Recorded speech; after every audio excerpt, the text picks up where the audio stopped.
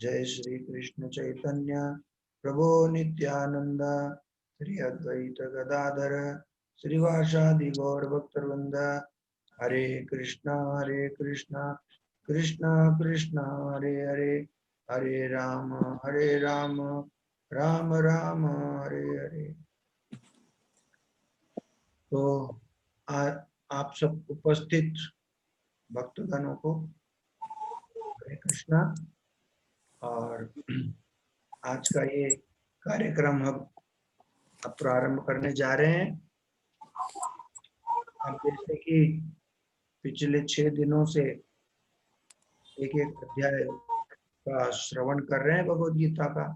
अब तक 6 अध्यायों का आपने श्रवण किया है। तो आज हम ये भगवद गीता का 7वां अध्याय हाँ, उसके बारे में बोलेंगे। तो ये ऐसे भगवद गीता में ये अध्याय, फिर उसके बाद और एक 6 अध्याय, उसके बाद 6 अध्याय, ऐसे 3 अलग अलग खंड है। तो आप पहला जो 6 अध्याय वाला है आप पूर्ण हुआ है। तो ये जो दूसरा 6 अध्याय है इसको ये भक्ति योग कहा जाता है। एक मिनट, हम क्या करेंगे, सबको बोल तो बीच में डिस्टर्बेंस आता है। तो अभी हम इसको सबको को म्यूट पे रखने से तो सब लोग इसको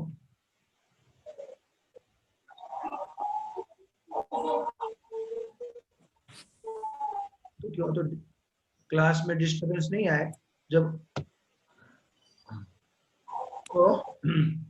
तो ये जो बीच वाले 6 अध्याय है ये भक्ति योग है। इन्हें डायरेक्ट भक्ति योग के बारे में, वैसे तो पूरी भगवत गीता पूरे 18 अध्याय में भक्ति योग के बारे में बताया गया है। तो भक्ति योग के जो दूसरे अंग है, मतलब जिसे योग के अलग अलग स्तर को बताते हुए आए, कर्म योग, ज्ञान योग, भक्ति योग। तो उसमें ज्ञान योग में ध्यान योग है, और अष्टांग योग है, और इस प्रकार कर्म योग में निष्काम कर्म योग है, और ये और उधर बुद्धि योग भी। ऐसा भगवान ने पहले 6 अध्याय में बहुत सारे योगों के बारे में बताया है। और साथ ही साथ हर अध्याय में भगवान भक्ति योग का भी मैंने बताते हैं। परंतु ये अभी जो प्रारंभ हो रहा है, जो 7वां अध्याय, ये सीधा भक्ति योग के बारे में बताता है। हाँ, तो अभी हम ये भक्ति योग का जो है, तो भगवान जो 6ठे अध्याय के अंत में बोलते हैं, योगिनाम अपि सर्वेषां अंतरात्मना श्रद्धावान भजते यो माम समयुक्त तमो मतः। तो क्योंकि ये बीच बीच में हम डिस्टरबेंस आ रहा है,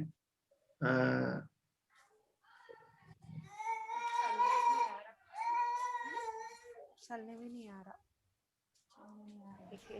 प्रभु जी सभी लोग आप सबको म्यूट कर दीजिए प्लीज, आपसे निवेदन है, सबको म्यूट कर दीजिए प्रभु जी प्लीज। अच्छी बात, ठीक है। अभी अलाउ अनम्यूट देमसेल्फ।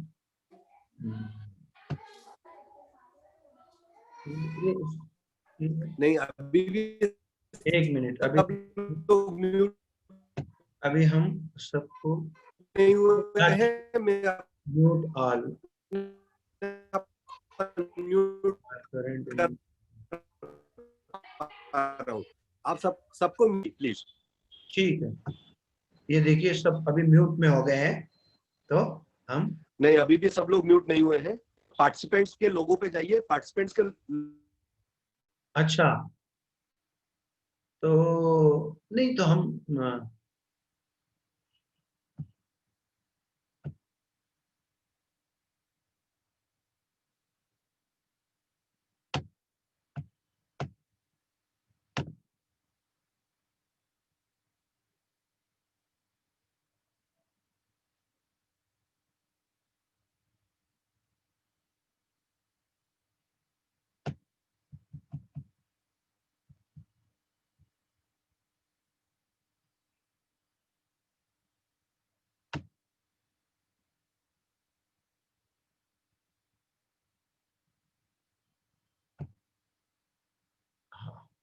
अभी हो गए। तो अभी हम जैसा देखें छठे अध्याय के अंत में भगवान बोलते हैं योगी नाम अपि सर्वेषां मद्गते नंतरात्मना श्रद्धावान भजते यो माम समयुक्त तमोमत है। तो इतने सारे योग भगवान ने बताए हैं 6 अध्यायों में। तो अर्जुन को लगता है कि ये सब बहुत मुश्किल है, ये कलयुग में करना सब अध्याय, योग सिस्टम फॉलो करना। और भगवान बोलते हैं योगियों में भी, ऐसे योग करने वालों में भी, योगी नाम अपनी सर्वेषां, सब योग करने वालों में, सब योगी नाम अपनी सर्वेषां मद्गते अनंतरात्मना, जो मेरे में मन लगाता है, मद्गते अनंतरात्मना, और श्रद्धा से मेरी भक्ति करता है, यानी मन लगाता है और श्रद्धा से भक्ति करता है, वो श्रेष्ठ है। तो मन लगाना और भक्ति करना यानी उसमें मन लगना है हमारा। तो फिर अब भगवान, कैसे हम भगवान की भक्ति करें, किस प्रकार से आसानी से हम अपना मन भगवान में लगाए, उसके बारे में अब भगवान वर्णन करते हैं। अब तक बहुत सारा वेराइटी, यानी बहुत सारी वेराइटी दिखाए योगों की, और बताते हुए बता रहे हैं कि सबसे जो है भक्ति योग है वो श्रेष्ठ है। अब केवल 7 से लेके 12 अध्याय तक आपको डायरेक्ट भक्ति योग का वर्णन है। तो भक्ति योग क्या है? भक्ति यानी भगवान, भक्त और दोनों के बीच में जो प्रेम, जो भक्त का प्रेम से भगवान की सेवा करना, उसको भक्ति बोलते हैं। ये भक्ति योग है एक्चुअली। तो उसके लिए भगवान प्रारंभ में 7वें अध्याय के बोल रहे हैं अर्जुन को, श्री भगवान उवाच मय्या शक्तमना पार्थ योगम युञ्जन्मदाश्रय असंशयं समग्रं मां यथा ज्ञास्यसि तच्छृणु। वो बोल रहे हैं कि तुम मेरी भावना से पूर्ण होकर मुझ में आसक्त करके योगाभ्यास करते हुए मुझे पूर्णतया संशय रहित जान सकते हो। तो भगवान अपने बारे में बता रहे कि हम कैसे भगवान को जान सकते हैं। ऐसे हम सुनते हैं श्री कृष्ण भगवान है और भी राम भगवान है, सब है, मगर कितना हम जानते हैं इन सब के बारे में, ये बड़ी बात है। तो ये बोले मुझे संशय रहित पूर्णतया जान सकते हैं। तो हमको केवल ऐसा नहीं आधा अधूरा जानना है भगवान को हमको पूर्णता से जानना है। भगवान कौन है, हम कौन है, हमारा भगवान के साथ संबंध क्या है, हमको भगवान ने क्यों बनाया, और हमारा भगवान के प्रति क्या कर्तव्य है, और अभी हम यहाँ पर है तो हम यहाँ पर जो इस संसार में है, और तो यहाँ दुख क्यों उठा रहे हैं। तो ये सब प्रश्न क्या होगा जब जितना हम भगवान को जानेंगे, ये सारे प्रश्नों की हमको उत्तर मिलते जाएंगे। तो इसके लिए आवश्यकता क्या है? भगवान को जानने के लिए आवश्यकता है कि भगवान बोल रहे हैं सुनो। जैसे अर्जुन को भगवान श्री कृष्ण सुना रहे हैं, तो सुनने से हमको मालूम होगा। तो भगवान ने जो उपदेश दिया है, जो भगवान ने ये जहाँ अपने बारे में बताया है, उसको हम सुनेंगे तो हमको पता चलेगा। तो भगवान ने अर्जुन को सुनाया, और फिर ऐसे ही भगवान के शुद्ध भक्तों ने इसके ऊपर और व्याख्या की है। आचार्यों ने इसको भगवद गीता को समझाया है। कहीं हम देखते हैं माधवाचार्य जी, रामानुजाचार्य जी, विष्णु स्वामी, निम्बारकाचार्य जी, वल्लभाचार्य जी, ये सब आचार्यों ने और यहाँ तक शंकराचार्य जी, ये सब लोगों ने व्याख्या की है और इसको बताया है। तो ऐसे आचार्यों के पद चिन्हों पे चलते हुए हमको भगवान को समझना है। भगवान ने तो डायरेक्ट अर्जुन को सुनाया, और वही जो कार्य है ये आचार्यों ने हम सबको, अभी हम जो समझना चाह रहे हैं वो है चैतन्य महाप्रभु स्वयं भगवान आकर इसका अपना वर्णन किए। तो उस परंपरा में हम ऐसी भक्ति वेदांत स्वामी श्रील प्रभुपाद के द्वारा ये जो भगवत गीता का यथारूप जो वर्णन किया गया है उसको पढ़ के हम भगवत गीता समझना चाह रहे हैं। तो ये 7वें अध्याय में ये भक्ति का पूरा विशद वर्णन है, बहुत लंबा डिटेल्ड वर्णन है, और इसमें भगवान अपने ऐश्वर्यों को भी बताते हैं। भगवान के जैसे ऐश्वर्य है, भगवान सभी ऐश्वर्य ने उनका आपुलेंस, उनकी बोलते ना धन, बल, ज्ञान, ये सब ऐश्वर्यों में गिने जाते हैं, और सुंदरता, उनका यश, और इसके साथ ही भगवान क्या है, विरक्त, वैराग्य है। तो ऐसे ये 6 प्रकार से इनको भगवान को ऐश्वर्यवान भगवान बोलते हैं। और इसके अलावा इसमें वर्णन हुआ है कि 4 प्रकार के भाग्यशाली लोग हैं जो भगवान की शरण लेते हैं, भगवान के पास जाते हैं, और 4 प्रकार के ऐसे दुष्कृति लोग हैं जो लोग हैं वो भगवान की तरफ नहीं जाते। इसका भी वर्णन इस अध्याय में किया गया है। तो और भगवान अर्जुन को बोल रहे हैं, मैं ये दिव्य ज्ञान यानी भगवान से संबंधित, यानी भगवान दिव्य है, भगवान का शरीर दिव्य है, भगवान का जो अपना लोक है वो दिव्य है। हम जहां रह रहे हैं ये भगवान का भौतिक क्षेत्र है, और चूंकि हम भगवान के अंश है, हम भी दिव्य है, परंतु अभी हम भौतिक आवरण के अंदर है। हमारा जो ये शरीर है भौतिक पदार्थों का बना हुआ है। उसके बारे में भी इस अध्याय में बताते हैं, पृथ्वी, जल, अग्नि, वायु, आकाश, ऐसे 5 महाभूतों का ये शरीर बना हुआ है। जबकि हम ये शरीर नहीं है, हम भी दिव्य है, हमारा आत्मा दिव्य है, परंतु अभी आत्मा ये भौतिक आवरण से घिरी हुई है। इसके लिए हम अभी अपनी दिव्यता का हम दिव्य है यह परिचय प्राप्त नहीं हो रहा। जब हम ये श्रवण करेंगे, श्रवण करते करते भगवान की भक्ति करेंगे, तब हम मालूम पड़ेगा ये तो शरीर है मेरा, मैं तो कुछ आत्मा हूं, और मेरा संबंध भगवान से आत्मा का संबंध है।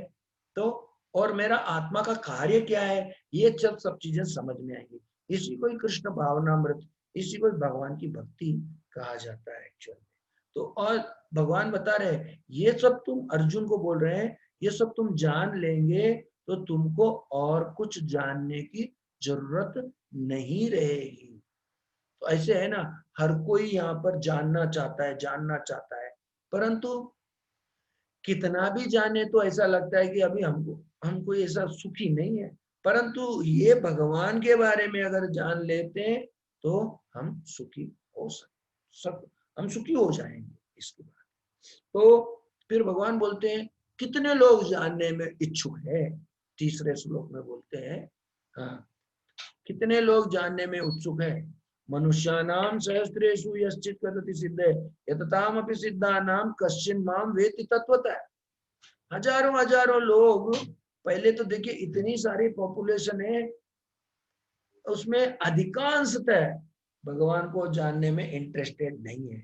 जैसे अभी हम लोग इकट्ठे हुए हैं तो हम लोग भगवान के बारे में जानने के लिए इकट्ठे हुए, तो ऐसे जानने वाले हजारों लोग, यानी लाखों लोगों में से भी मनुष्यानाम सहस्रेषु यश्चित् कदति सिद्धे, जो भगवान के बारे में जानना चाहते हैं, यततामपि सिद्धानाम, ऐसे में से कोई बिरला ही मुझे सही जान सकता है। इन्हें सब जान नहीं सकते भगवान को, इतना आसान नहीं है भगवान को जानना। ये तीसरे श्लोक में भगवान बताते हैं। तो इतनी सारी कोटि, मतलब विभिन्न कोटियां, इतने सारी 84 लाख योनियां हैं, जिसमें हम 4 लाख मनुष्य है, 9 लाख जल में रहने वाले हैं, 10 लाख आकाश में उड़ने वाले पक्षी, और 11 लाख जमीन पे रेंगने वाले सांप और मगरमच्छ ऐसे हैं, 20 लाख ये हमारी वनस्पतियां हैं, पेड़ पौधे हैं, 30 लाख जंतु है यानी पशु है। तो इस प्रकार 84 लाख योनियों में है। तो पहले तो भगवान को जानने की तरफ इंटरेस्ट रखने वाले ही बहुत कम, और जानने वालों में भी और जो है बहुत बिरला ही भगवान को पूरे तरीके से जान सकता है। तो उसका तरीका क्या है कि जब हम भगवान की भक्ति करते हैं तो भगवान कृपा कर कर हमको जनाते हैं, हमको वो बुद्धि देते हैं जिससे कि हम भगवान के बारे में जान सके। ये हम अपनी बुद्धि से अगर चाहेंगे भी तो भगवान को नहीं समझ पाए। तब भगवान क्या बोलते हैं, ददामि बुद्धि योगम तम ये नुमाम पयांति थे, आगे के अध्यायों में आएगा, मैं बुद्धि दूंगा उससे तुम मेरे को समझ पाओगे।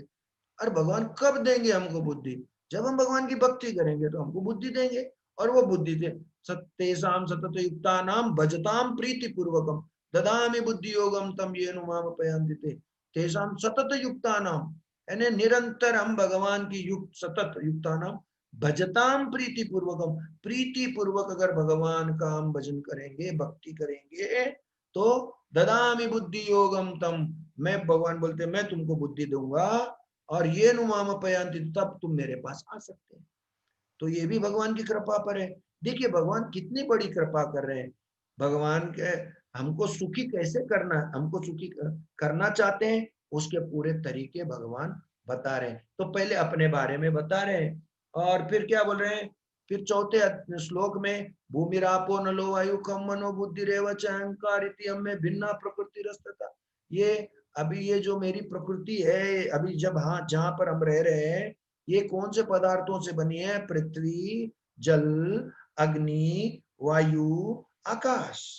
तो ये सब 5 पदार्थों से ये सब है। और यहाँ पे 3 सूक्ष्म पदार्थ भी है, जैसे हमारा ये जो बाहर का भौतिक शरीर है ये 5 पदार्थों का बना हुआ है, इसको पंच महाभूत बोलते हैं। और उसके बाद जो 3 जो है मन बुद्धि और अहंकार, ये सूक्ष्म है, ये दिखाई नहीं देते हैं, तो वो भी उसको सूक्ष्म शरीर बोलते हैं। तो हमारा जो ये जो शरीर है दिखाई देता है वो बाहर से, ये पंच महाभूत का है। और उसमें एक सूक्ष्म शरीर है जिससे हम सोचते हैं, अनुभव करते हैं, इच्छाएं करते हैं, सुख दुख का अनुभव करते हैं, वो उसको बोलते हैं सूक्ष्म शरीर, जिसमें मन केंद्र में रहता है, बुद्धि जिससे कि हम सही और गलत का निर्णय अपने सदुपयोग या दुरुपयोग इसके बीच में हम अंतर करते हैं।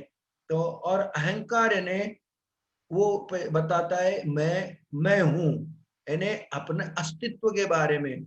अभी क्या हो गया, चूंकि हम भगवान ये भौतिक आवरण में है, हम अपना अस्तित्व हमारी असली पहचान क्या है ये भूल गए। अभी हमको कोई पूछे कि भाई आप कौन हो, तो हम अपने शरीर से ही उसका हम बताते मैं ये हूं, यानी अपने शरीर की पहचान देते हैं। और शरीर से ही संबंधित व्यक्तियों की, ये शरीर के माता पिता, ये शरीर के भाई बंधु, यही शरीर से, यानी शरीर के ही संबंधों का हम लोगों को बताते हैं। आत्मा के संबंध का कुछ भी नहीं बता सकते। अभी हमारा कोई पूछेगा आपका एड्रेस क्या है, तो हम बोलेंगे हमारा ये एड्रेस है। फिर बोलते परमानेंट एड्रेस क्या है, परमानेंट भी इधर का ही देते हैं, टेम्पररी भी इधर का ही देते हैं, जबकि हमारा परमानेंट एड्रेस यहाँ का नहीं है।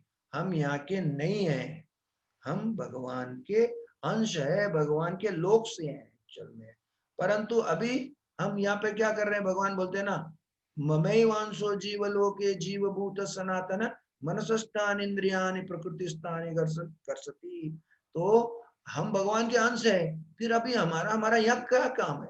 तो भगवान बोल रहे हैं हम अपनी स्वतंत्रता का दुरुपयोग करते हुए यहाँ पर मन और ये शरीर में जो 5 इंद्रियां हैं जिसके द्वारा हम सुख की अनुभूति करना चाहते हैं, वो उससे हम यहाँ पे संघर्ष कर रहे हैं हमारा अस्तित्व पाने के लिए।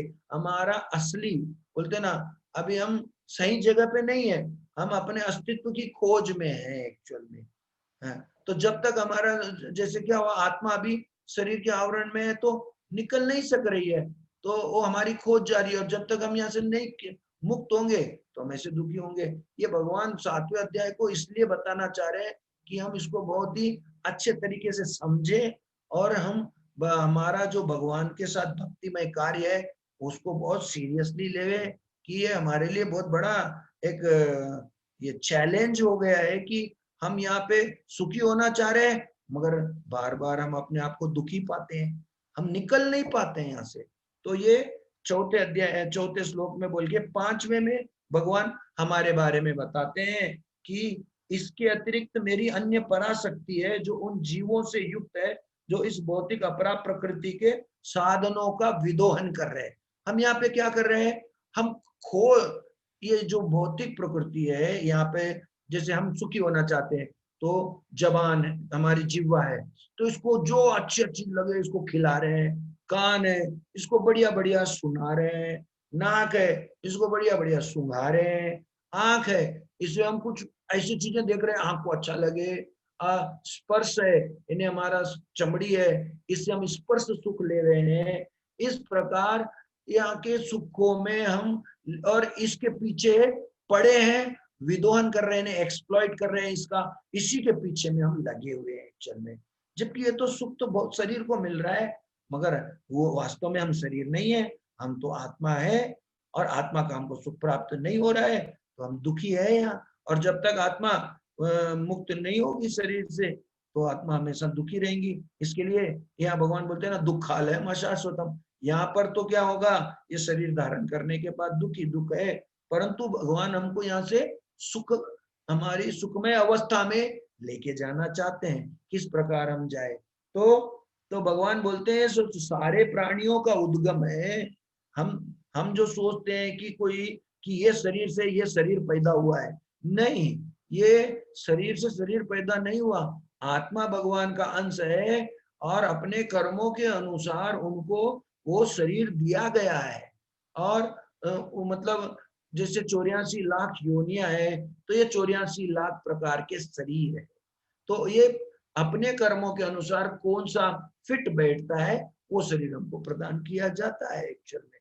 तो ये जो दो शक्तियां हैं, इसको एक को जीव शक्ति बोलते हैं, जो हम जीव है, आत्मा जीव बोल सकते हैं, जीवात्मा बोल सकते हैं, उसी को आत्मा बोल सकते हैं, तो ये और उसको स्पिरिट सोल बोल सकते हैं, इन्हें ये सब एक ही नाम है। और एक है भगवान की माया शक्ति, जो कि इसको भौतिक प्रकृति, ये नेचर बोलते हैं उसको, और ये प्रकृति, तो ये दोनों भगवान की शक्तियां हैं। परंतु एक शक्ति जो हम भगवान के अंश है, ये उच्च शक्ति है, श्रेष्ठ शक्ति है, जो भगवान के साथ हमारा संपर्क है। ये भौतिक शक्ति भी भगवान की है, परंतु उसका कार्य ये है कि जो जीव यानी जो भगवान के अंश, जो भगवान के अनुसार या भगवान के से, शक्ति का मतलब है शक्तिमान की सेवा करना, हम भगवान की शक्ति है तो हम काम है। जैसे आज गवर्नमेंट डिपार्टमेंट है, उसमें एक पुलिस डिपार्टमेंट है, उसमें तो ये पुलिस क्या है, ये गवर्नमेंट की शक्ति है। तो गवर्नमेंट क्या करती है, अपनी शक्ति से कंट्रोल करती है यहाँ पर। तो उसी प्रकार से भगवान की ये जो माया शक्ति है ये, और जीव भी, हम भी क्या है, हम भी आत्मा रूप में भगवान के अंश है। तो अभी परंतु हमारा कार्य क्या है, सबका कार्य निर्धारित है, तो हमारा कार्य है भगवान की सेवा में लगे रहना। जब हम भगवान की सेवा में नहीं लगे रहते हैं और सोचते हैं कि हम स्वतंत्र रूप से रहना चाहेंगे, तभी हमको ये भौतिक आवरण मिलता है, जिससे कि हम अपना भगवान का संबंध भूल जाते हैं। और अभी आज की स्थिति में हम भूले हुए हैं। एक्चुअल हमको वापस चाहिए, वापस कि हाँ, हम भगवान के संबंध है, हमारा भगवान के साथ नित्य संबंध है, हमेशा सनातन संबंध है, ये जानना है। तो भगवान बोल रहे हैं कि इस जगत में जो कुछ भी भौतिक है या आध्यात्मिक है, वो सब कुछ मेरे से है, जीव शक्ति भी मेरे से है, माया शक्ति भी मेरे से है, ये भौतिक भी पूरा है। भगवान का साम्राज्य ऐसा नहीं है, भगवान का अपना खुद का साम्राज्य, उसको आध्यात्मिक लोक बोलते हैं, जहाँ पे गोलोक है, वैकुंठ लोक है, मतलब उनको ये नामों से जाना जाता है। वहां दिव्यता है, वो आगे के श्लोकों में आएगा, अध्यायों में, न तद्भासयते सूर्यो न शशांको न पावक यद् गत्वा न निवर्तन्ते तद्धाम परमम मम। अपने धाम के बारे में बताते हैं, वहां सूर्य नहीं है, चंद्रमा नहीं है, अग्नि नहीं है, ऐसी जगह मेरी जगह है। परंतु हम तो ऐसी जगह तो नहीं, हम तो ऐसी जगह पे हैं जहाँ पे सूर्य भी है और बिना सूर्य के जी नहीं सकते, चंद्रमा है और चंद्रमा के द्वारा ही हमको शीतलता मिलती है, वनस्पतियों में जूस आता है, रस आता है, ये सब आता है। और बिना अग्नि के तो कुछ काम ही नहीं होता, खाना नहीं पक सकता। अभी हम खाए क्या, और खा भी लेवे तो अंदर की पेट में अग्नि है, वो जठर अग्नि है, वो पचाने का काम करती। भगवान बोलते वो भी मैं ही हूँ, सब कुछ अग्नि भी है। बिना अग्नि के ये तो इलेक्ट्रिसिटी नहीं है, इलेक्ट्रिसिटी के बिना तो हम ये प्रोग्राम में भी नहीं आ सकते। अभी जो इलेक्ट्रिसिटी के कारण है प्रोग्राम में है, और इलेक्ट्रिसिटी के बिना कारखाने नहीं चलते, इलेक्ट्रिसिटी के अग्नि के बिना भोजन नहीं बनता है। यानी बिना अग्नि के तो जीवन सोच भी नहीं सकते हम एक्चुअल में। तो ये सब भगवान बोलते हैं, वहां भगवान के धाम में नहीं है सब, और हम वहां से संबंधित है। हमारा परमानेंट एड्रेस यहाँ का नहीं है, परमानेंट एड्रेस वहां का है एक्चुअल में। तो भगवान बोलते हैं ये सब कुछ जो भी है, जो दिखाई दे रहा है और जो नहीं दिखाई दे रहा है, ये सब कुछ मेरे से ही आता है, सब कुछ मेरे पर आश्रित है। जैसे कि वो बोलते ना, मत एक जो मोती का जो हार है, उसमें सारे मोती पूरे एक डोरे में बंधे हुए हैं। तो वो जो डोरा है जिसके आधार पर सारे मोती टिके हुए, तो बोलते हैं मत्त परतरम नान्यत किंचित अस्ति धनंजय मई सर्वमिदं प्रोतम सूत्रे मणिगणा इव। वो सब मैं, मेरे ही द्वारा ये सब मोती टिके हुए। सूर्य अपनी कक्ष में टिका हुआ है, दूसरे दूसरे ग्रह अपनी कक्ष में टिके हुए हैं। वो हवा के अंदर में वो ऐसे लटकते हुए प्रतीत होते हैं, जबकि वो सब उसका जो स्थान है, तो उसकी स्थिति है, वो सब मेरे द्वारा होती है, नियंत्रित होती है। तो भगवान ऐसे हैं, भगवान का स्वरूप है, भगवान अपने रूप में है। और जब इस संसार को, जब भौतिक दुनिया को चलाते, तो भगवान अपने आप को विस्तारित करते, एक्सपांशन करते हैं। जैसे कि महाविष्णु, गर्भोदकशाही विष्णु, क्षीरोदकशाही विष्णु, और फिर वो हरेक गर्भोदकशाही विष्णु के रूप में हरेक ब्रह्मांड में प्रवेश करते हैं। और ब्रह्मांड में प्रवेश करके उनके उस नाल से जो कमल निकलता है उसमें ब्रह्मा जी आते हैं, और उसमें 14 लोक हैं। हम देखते हैं भूर लोक, भूअर लोक, स्वर लोक, तप लोक, मह लोक, जन लोक, और फिर तल, अतल, सुतल, तलातल, महातल, रसातल, ऐसे इतने 14 लोक और ये सब है, ये सब। और सब एक सूर्य है, चंद्रमा है, सब एक एक ब्रह्मांड है। ऐसे अनेकों ब्रह्मांड ये भौतिक संसार में है। तो ये भगवान कोई का साम्राज्य कोई नहीं है। हम तो यहाँ का जो दुनिया का देख के ही बहुत इतना परेशान है। वो तो पूरी अभी दुनिया भी नहीं देखे। अभी जैसे ये पृथ्वी देखें, तो पृथ्वी तो 14 लोकों में से एक लोक है, भूअर लोक, स्वर लोक, तप लोक, मर लोक, जन लोक, ये इतने ऊपर है। फिर नीचे तल, अतल, सुतल, तलातल, महातल, रसातल, पाताल, ये नीचे के इतने लोग। हम तो अभी पृथ्वी लोक ही पूरा नहीं देखे। बोलते ना कितने लोगों ने विश्व भ्रमण किया। विश्व किसको बोलते? खाली पृथ्वी लोक का एरिया को विश्व बोलते हैं हम, बस। ब्रह्मांड, अभी ब्रह्मांड में ऊपर के जो ग्रह नक्षत्र जितने भी है, ये सब भी इसी के अंदर एक ब्रह्मांड में आते हैं। ऐसे भगवान के अनेकों ब्रह्मांड है। भगवान का ऐश्वर्य कोई कम नहीं है, इतना सारा ऐश्वर्य है। और ऐसे भगवान के हम अंश है, और हम अंश रह के भी यहाँ दुख पा रहे। यानी हम बोलते ना, अरे हम तो बहुत बड़े आदमी की संतान है, और फिर ऐसे दुखी। ये ठीक, ये मतलब हम क्यों है कि हम पता नहीं है कि हम किसकी संतान है। अभी हमने क्या किया, अपने शरीर के आधार पे दूसरे हमने निर्धारण कर लिए। तो भगवान बोलते हैं कि सब कुछ मेरे पे आश्रित है। फिर 8वें अध्याय में भगवान बताते, देखो सब कुछ कैसे है कि जल जो आप पीते हैं उसका जो स्वाद है मैं ही हूं। मतलब जल में स्वाद कौन देता है? भगवान ही देते हैं। सूर्य चंद्रमा का जो प्रकाश है, तो सूर्य को बनाया किसने? चंद्रमा को बनाया किसने? इसका प्रकाश भी भगवान ही है। वैदिक मंत्रों में ओम बोल के है। ये सब कुछ जो भी श्रेष्ठ चीज इस दुनिया में दिखती है, वो सब भगवान की, भगवान बोलते हैं वो सब मेरे कारण ही है। उसके कारण कौन है?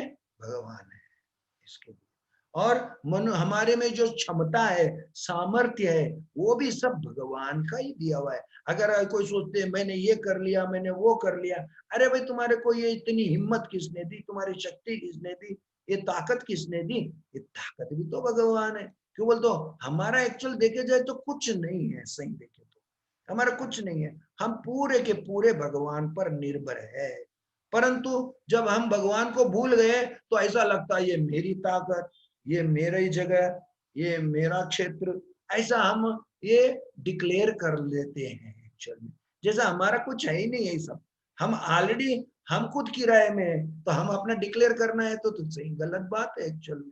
तो इस प्रकार वो बताते हैं कि चांद सूरज की रोशनी और ये जो साउंड यानी शब्द, शब्द भी मैं ही हूँ, और आदमी में योग जो सामर्थ्य है वो मैं हूँ, और जो पृथ्वी में जो सुगंध है वो भी मैं हूँ। पृथ्वी में देखिए कोई भी चीज, आज पृथ्वी में से कितनी बढ़िया बढ़िया चीजें निकलती है, वनस्पति में फूल की सुगंधें देखिए, और एक फ्रूट्स निकलते हैं, कितने जूसी फ्रूट निकलते हैं, अलग अलग प्रकार के टेस्ट है, आम है, सेब है, ऐसे अंगूर है, अलग अलग प्रकार की चीजें निकलती है, उसका स्वाद ऐसा मट्टी में कहाँ से स्वाद आया भाई, मट्टी में तो स्वाद है ही नहीं, मगर मट्टी में ये सब इतना स्वाद कहाँ से आ रहा है एक्चुअल में, वो सब भी भगवान है। और जितने भी हम लोग सोचते तप कर रहे हैं कर रहे हैं, वो तप में वो जो बात है वो श्रेष्ठ मैं हूँ। इन्हें बोलने का मतलब जो भगवान बता रहे हैं, जो भी आप अच्छा जो भी देख रहे हैं बढ़िया बढ़िया यहाँ पर, वो सबका कारण मैं हूँ। ये भगवान इस अध्याय में बता रहे हैं, ये 8वें श्लोक से लेके 12 श्लोक तक बता रहे हैं। और फिर बोल रहे हैं कि हम जो लोग हैं, ये भगवान की माया शक्ति है जो 3 गुणों में काम करती है, सतोगुण, रजोगुण, तमोगुण, वो हमको इस प्रकार बांध कर रख दिया है कि हम भगवान को भूल गए कि हम और भगवान के साथ क्या संबंध है एक्चुअली में। और इसके कारण बोल रहे हैं मुझ गुणातीत और अविनाशी को नहीं समझ सकते। भगवान बोल रहे हैं मैं गुणातीत हूँ, भगवान यानी ये गुणों के अंतर्गत नहीं, क्यों? तो ये दोनों शक्ति भगवान की है, माया शक्ति भगवान की है और जीव शक्ति हम भी भगवान के हैं। और शक्ति यानी शक्तिमान के कंट्रोल में रहती है, तो जब वो वैसे भी वो अपने जगह पे है तो हम बोल सकते हैं कि हाँ भाई गुण उनके ऊपर नहीं प्रभाव डालते। परंतु जब भगवान यहाँ अवतरित होते हैं, यहाँ पे आते हैं भगवान, जैसे हम देखिए वृंदावन में आए हैं, भगवान ने लीला की है, तब कोई लोग सोचते ये भी हमारे जैसे ही 3 गुण के अंदर होंगे, इनका भी शरीर हमारे जैसे ही 5 महाभूत का होगा, पृथ्वी जल। नहीं, भगवान बोलते जन्म कर्म च में दिव्यम, मेरा जन्म और कर्म दिव्य है। तो ये बात हमको भगवान को पूरा पूरा जानना बहुत मुश्किल है, मगर जितना हम जानते जाएंगे उतने हम सुखी होते जाएंगे, बहुत प्रसन्नचित होते जाएंगे, बहुत आनंद में रहेंगे। ये बात है भगवान को जानने की। तो भगवान बोलते देवी ऐसा गुणमयी मम माया, ये मेरी माया को पार करना मुश्किल है, यानी अभी हम फंसे हुए भगवान की माया में, माया शक्ति में फंसे हुए, इसको पार करना मुश्किल है। परंतु जो मेरी शरण में आ जाता है वो माया को पार कर जाता है। ये भगवान इसमें बता रहे हैं। ये 14वां श्लोक 7.14 श्लोक में ये भगवान इसका वर्णन कर रहे हैं। फिर इतना सब कुछ है, फिर भी क्यों भगवान के पास लोग नहीं आते हैं, ये बात है। अब जब इतना सारा समझा रहे हैं, इतनी सारी बात स्पष्ट है भगवत गीता में, तो बोलते हैं 4 प्रकार के लोग मेरे पास नहीं आते हैं। तो वो 4 प्रकार के लोगों के बारे में भगवान बता रहे हैं। कौन 4 प्रकार के? नमाम दुष्कृतिनो मूढ़ा प्रपद्यन्ते नराधमा माया अपरत ज्ञान आसुरम भाव माश्रिता। इन्हें 4 प्रकार के, मूढ़ा, नराधमा, माया अपरत ज्ञान और आसुरिम भाव माश्रिता। मूढ़ा जो मूर्ख लोग है, जो लोग बहुत कठिन परिश्रम करते हैं और अपना स्वयं लाभ पाने की कोशिश करते हैं और खुद ही भोग करते हैं, भगवान को अर्पित नहीं करते हैं और पशुओं की भांति इतना मेहनत काम करते हैं। वो बोलते हैं ना टाइम भगवान के लिए बोलते हमारे पास टाइम नहीं है, बिजी, नो टाइम हमारे पास नहीं है, ऐसे जो लोग रहते हैं। और वो सब सोचते हैं भौतिक लाभ ही सब कुछ है और इंद्रियों को जो सुख देने के जो कार्य है उसी में ही डूबे हुए रहते हैं, उनके पास समय नहीं है, हमारे पास समय नहीं है। ऐसे जो लोग भगवान के पास नहीं आते, मूढ़ लोग हैं और कर्मों के भार में दबे रहते हैं चल में। जो दूसरे प्रकार के लोग हैं जो उनको नराधम बोलते हैं, वो अधिकांश जो 4 लाख मनुष्य योनियां हैं, जो उसमें सब लोग असंस्कृत है, इन्हें संस्कार ठीक नहीं है बचपन से ही, और परंतु वो सभ्य समझते हैं, हम इन्हें ऐसा लगते हैं जेंटलमैन जैसे सामाजिक राजनीतिक क्षेत्र में, और परंतु वो धार्मिक नियमों का पालन नहीं करते हैं। जबकि वो सब कुछ जानते हैं, धर्म के बारे में जानते हैं। तो ऐसे नराधम लोग वो होते हैं जो सब शास्त्र को भी जानते हैं परंतु उसका पालन नहीं करना चाहते हैं। ऐसे लोग नराधम कैटेगरी में आते हैं। और ऐसे लोग अपने आप को बहुत श्रेष्ठ मानते हैं और सोचते हैं कि हम बुद्धिजीवी है ऐसे।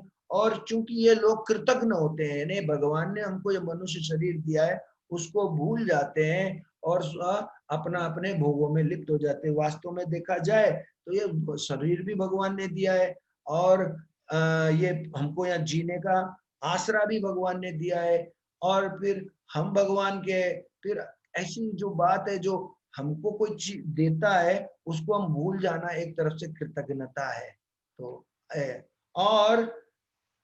और वो शुद्ध संस्कारों का पालन नहीं करते हैं, तो इस प्रकार से वो लोग नराधम बोले जाते हैं। और तीसरे प्रकार के जो लोग हैं वो माया अपरत ज्ञाना लोग हैं। तो जिनकी अधिकांश बुद्धिमान लोग जैसे गिने जाते हैं, कवि, दार्शनिक, साहित्यकार, वैज्ञानिक, ऐसे लोग उस कैटेगरी में आते हैं जो परमेश्वर की, भगवान की अवज्ञा करते हैं, भगवान की सुनना नहीं चाहते हैं, आज्ञा का पालन नहीं करना चाहते हैं। और वो भगवत गीता के जैसे भगवत गीता में बताया है कि न तो कोई मेरे बराबर तुल्य है, न मेरे से कोई श्रेष्ठ है। हम सर्वस्व प्रभु मत्त सर्वम प्रवर्तते, कि मेरे से बढ़कर कुछ नहीं है, सब कुछ मेरे से ही आता है। फिर भी वो उस चीजों को नहीं मानते, भगवान का निराकार रूप बोलते हैं और भगवान का मजाक उड़ाते हैं, उनको कुछ ऐतिहासिक महापुरुष समझते हैं, यानी वो भी हमारे में से कोई एक श्रेष्ठ है व्यक्ति, इस प्रकार मानते हैं। ऐसे लोग जिनको वो उनका पैदाइशी ऐसे ही स्पेकुलेशन में होता है, यानी खाली जानना नहीं, शास्त्र को पढ़ना नहीं, भगवत गीता नहीं पढ़ना, मगर हम अपने आप ऐसी मनोकल्पना करना, ऐसा उनका जीवन होता है। वो माया, यानी माया ने जिनका ज्ञान को अपहरण कर लिया, ऐसे लोग बोले जाते माया अपहरत ज्ञान। और जो चौथे लोग हैं आसुरिम भावम आश्रिता, यानी जो नास्तिक लोग हैं, जो उनका एकमात्र उद्देश्य भगवान को नकारना, भगवान कोई नहीं है, सब कुछ शून्य से आया है। और इस प्रकार वो भगवान संसार में अवतरित नहीं हो सकते, आपके पास कोई प्रूफ है क्या, ऐसी बातें करते हैं। और वो निर्विशेष रूप है, उनका कोई विशेष रूप नहीं है, सब शून्यवादी है ऐसा। तो वो कभी भी ऐसे चार लोग भगवान की शरण में नहीं जाते हैं। परंतु जो चार लोग जो भगवान के पास आते हैं, भगवान की शरण, तो वो है आर्त जिज्ञासु, अर्थार्थी, ज्ञानी।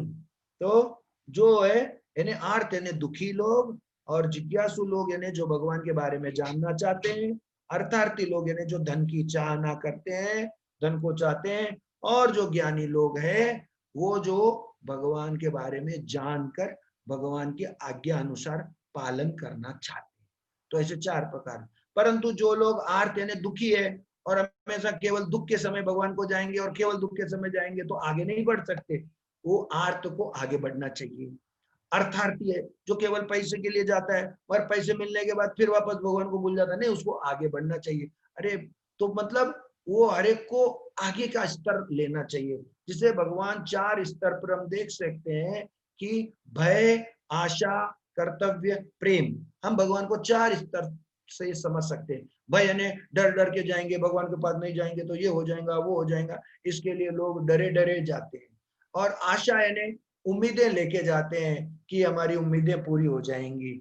और कर्तव्य ने, अरे हमारा तो कर्तव्य, हमको मनुष्य जन्म मिला है तो हम कृतज्ञता पूर्वक भगवान की सेवा करना, ये हमारा कर्तव्य है, ये कर्तव्य हो गया। परंतु ये नीचे से और ऊपर ऊपर जाना, प्रेम का स्तर वो है, अभी और क्या करे, भगवान का मेरे साथ नित्य संबंध है, अभी मेरे को उनसे कुछ नहीं चाहिए, भगवान सब मेरा, भगवान हम जितना चाहते हैं कि मैं ऐसा होने से सुखी हो जाऊंगा, उससे ज्यादा भगवान हमारे बारे में सोचते हैं कि हम कैसे सुखी होंगे अगर हम भगवान की तरफ आगे बढ़े। तो ये शुद्ध भक्त की संगति से क्या होते हैं, जो आर्त लोग हैं, दुखी लोग हैं, धन की इच्छा वाले हैं, जिज्ञासु लोग हैं, वो शुद्ध हो जाते हैं और फिर उनके लिए वो आगे आगे बढ़ते हुए आगे जाते हैं। तो इस प्रकार जो चार प्रकार के लोग जो भगवान के पास जाते हैं, तो इसमें से भी बोलते हैं कि चतुर्विधा भजन्ते माम, ये 16वां श्लोक है, जो 4 लोग भगवान के पास जाते हैं। 17वें श्लोक में भगवान बोलते हैं तेषां ज्ञानी नित्य युक्ता एक भक्तिर विशिष्यते प्रियो हि ज्ञानिनो कि अर्थ महम सच मम प्रिय। इनमें जो परम ज्ञानी है, जो ज्ञान में आगे बढ़ते हैं, वो भगवान की शुद्ध भक्ति में लगते हैं और वो भगवान बोलते हैं वो मुझे बहुत प्रिय है। अगर ये तो बहुत बड़ी बात है कि जगह अगर हम भगवान के प्रिय बन जाए। जब तक हम भगवान के प्रिय नहीं बने तो यहाँ हमारा एक्चुअल में जीवन की सार्थकता कुछ भी नहीं है एक्चुअल में। देखिए 2 प्रकार के लोग होते, अनाथ और सनाथ। जब तक हम भगवान से संपर्क में नहीं आते हम अनाथ है। कितने भी हम अपने आप को यहाँ बहुत ऊंचा सोच लेवे, कुछ भी सोच लेवे, हम है अनाथ। केवल तो नाथ से कनेक्ट ही नहीं हुए तो अनाथ हुए। नाथ से कनेक्शन हमारा बनता तो ही हम सनाथ बन सकते, नहीं तो नहीं बन सकते। तो बोले भगवान, तो पहले तो बहुत कम लोग भगवान को जानने में इच्छुक रहते हो, जानने वालों में से भी कोई बिरला ही भगवान को जान सकता है। तो भगवान बोलते बहुनाम जन्मनाम अंते ज्ञानवान माम प्रपद्यते ज्ञान वासुदेव सर्वमिति स महात्मा सुदुर्लभ है। ऐसे बहुत बहुत जन्मों के बाद ही बहुनाम जन्मनाम अंते, ऐसा ज्ञानवान जो व्यक्ति है, ज्ञान तो ज्ञानवान बोल तो किसको बोलते हैं, जो बहुत ही विनम्र भावी रहता। ज्ञान यानी खाली जानकारी नहीं है दो भौतिक दुनिया की, उसका स्वभाव है, विनम्र रहता है, द्वेष नहीं करता है, भगवान से प्रीति रखता है, दंभ नहीं करता है, अभिमान नहीं करता है, ये ज्ञानवान होता है। ज्ञान विद्या विनय संपन्ने ब्राह्मणे गवि हस्तिनी। जब विद्या आती है यानी नॉलेज ज्ञान आता है, विनय संपन्ने, उसकी संपन्नता क्या है, यहाँ पर धन और ये चीज नहीं है, विनयता, उसमें कितना विनम्रता है, विनय है, ये है एक्चुअल में ज्ञान। तो यह बताते वासुदेव सर्वमिति स महात्मा सुदुर्लभ। जो वासुदेव भगवान श्री कृष्ण ही सब कुछ है और कुछ नहीं है, ये मानने वाले तो सुदुर्लभ है। बोलते ना सुलभ है आसान, दुर्लभ है बहुत मुश्किल, सुदुर्लभ है बहुत मुश्किल है ऐसा व्यक्ति यहाँ पर। तो ये हो गया भगवान के 19 श्लोक में, और फिर भी उसके बाद 20 श्लोक है। तो ठीक है, जो लोग भगवान की शरण भी नहीं ले रहे, भगवान के पास नहीं आ रहे, तो किधर जा रहे हैं, किधर जा रहे हैं? तो वो भगवान बोलते हैं जिनकी बुद्धि भौतिक इच्छाओं द्वारा मारी गई है, वो अन्य देवताओं की शरण में जाते हैं। वो देवता भी कौन है, भगवान के शक्ति प्रदत्त सेवक गण है, जैसे इंद्र चंद्र वरुण और ये सब। अभी हम जो देवता है शिव जी, गणेश जी, दुर्गा देवी, ये सब भौतिक क्षेत्र में कार्यों में शिव जी का काम है। ये मतलब जब प्रलय हो जाता है संहार करना, और ब्रह्मा जी का काम है सृष्टि करना, भगवान विष्णु का काम है उसका पालन करना। तो विष्णु तो भगवान स्वयं है। ये देखिए भगवान अपना विस्तार कैसे करते हैं। भगवान स्वयं जो श्री कृष्ण है वो इस कार्य को चलाने के लिए अपना विस्तार विष्णु रूप में करते हैं।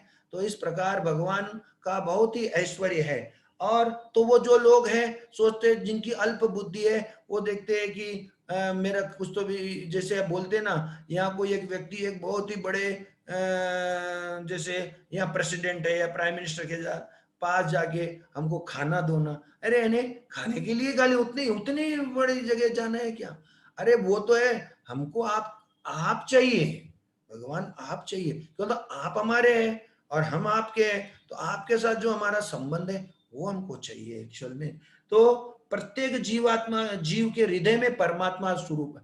तो ये जो क्षीरोदक्षाई विष्णु है, ये भी एक विष्णु अपने आप को अंतर्यामी, भगवान अंतर्यामी रूप में सब जगह रहते हैं उसको। तो वो भी हम क्षीरोदक्षाई विष्णु रूप में हम हर एक के साथ में है, भगवान हर एक के साथ परमात्मा रूप में है। और इस सृष्टि में गर्भोदक्षाई विष्णु के रूप में है, फिर इस ब्रह्मांड के बाहर महाविष्णु रूप में अपना सृष्टियों को यानी ब्रह्मांडों को प्रकट कर रहे हैं। ऐसे अलग अलग विष्णु रूपों में भगवान कार्य में, और बिना भगवान के बोलते ना मर्जी के पत्ता भी नहीं हिलता, बिना हर कौन कन कन में भगवान, ये बात को हमको समझना है। ये जो 7वां अध्याय से हम ये सब चीज समझ में आती है, कन कन में भगवान, ये बात है।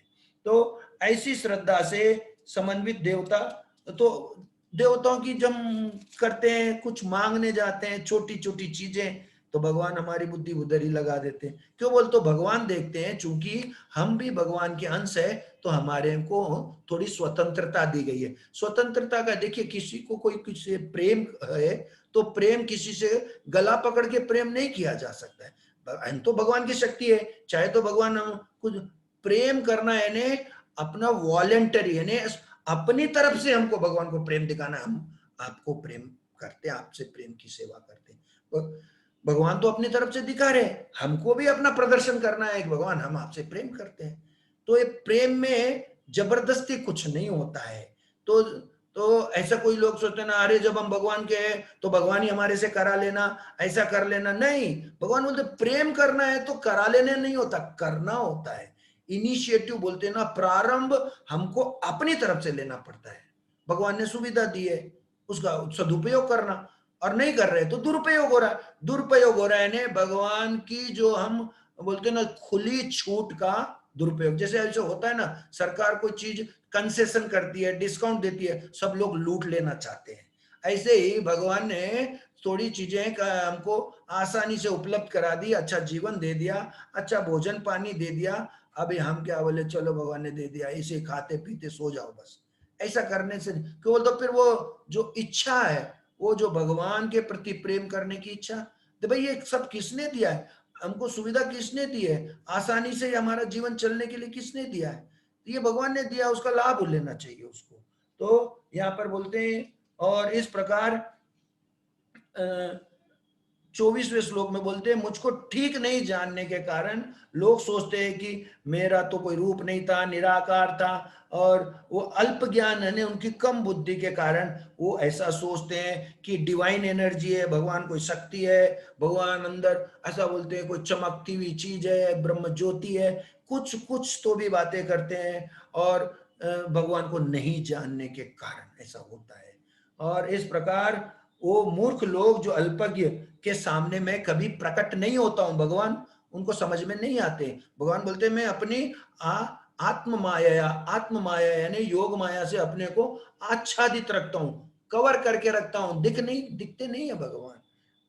और उसके लिए उसको बोलते अंतरंगा शक्ति भी बोलते हैं, और इससे कि लोग जान नहीं सकते, और ये जान नहीं सकते अविनाशी है। हम बोलेंगे ऐसा क्यों करते भगवान, अरे क्यों करते बोल, तो हम चाहते ही नहीं भगवान को, तो भगवान कवर करके रखेंगे ना। हम जैसे ही चाहना प्रारंभ करते हैं भगवान अनकवर करते हैं, अपने आप को पर्दा हटाते रहते हैं। ये जब ये हमारी इच्छा पे भगवान अनकवर करते हैं। जब हम इच्छा ही नहीं है भगवान को चाहने की, तो भगवान कवर करके रखते हैं अपने आप को अपनी अंतरंगा शक्ति से। तो वो अर्जुन को बोलते हैं, जो भी कुछ भूतकाल में घटित हो रहा, वर्तमान में हो रहा, भविष्य में होगा, वो सबका मैं जानने वाला हूं, मुझे कोई नहीं जानता। ये भगवान का 26वां श्लोक है। और फिर 28वें श्लोक में भगवान बोलते हैं कि जिनके पुण्य अच्छे हैं और जिनके पाप समाप्त हो चुके हैं, वो मेरी भक्ति दृढ़ता से करते हैं। ये 28वें श्लोक में भगवान बोलते हैं इस प्रकार। तो ये देखते हैं, और जो मुझे सभी देवताओं का, जगत का, देवताओं का, और जो भी हम कार्य करते नियामक कंट्रोलर जानते हैं, वो अपनी मृत्यु के समय में भी मुझ भगवान को जान सकते और समझ सकते हैं। मगर हम जब मृत्यु के समय कब जानेंगे, जब हम ऐसे भगवान के बारे में श्रवण करेंगे, भगवान का कीर्तन करेंगे, भगवान की सेवा करेंगे, भगवान की आज्ञा अनुसार चलेंगे, तब हमको भगवान अंत समय में ये होगा। तो इस प्रकार ये अध्याय जो 30 श्लोक है, तो ये यहाँ पर हम विराम देते हैं। 5 मिनट का समय है। हम चाहते हैं कि कोई अगर कोई का प्रश्न है तो वो कर लेवे, अगर प्रश्न नहीं रहेंगे तो हमने जो भी इसका सार रूप में हम जो भी है वापस कुछ बता देंगे आपको। हरे कृष्णा। अब मैं आप सब लोगों को ये म्यूट से निकालता हूं, जिससे कि आप लोग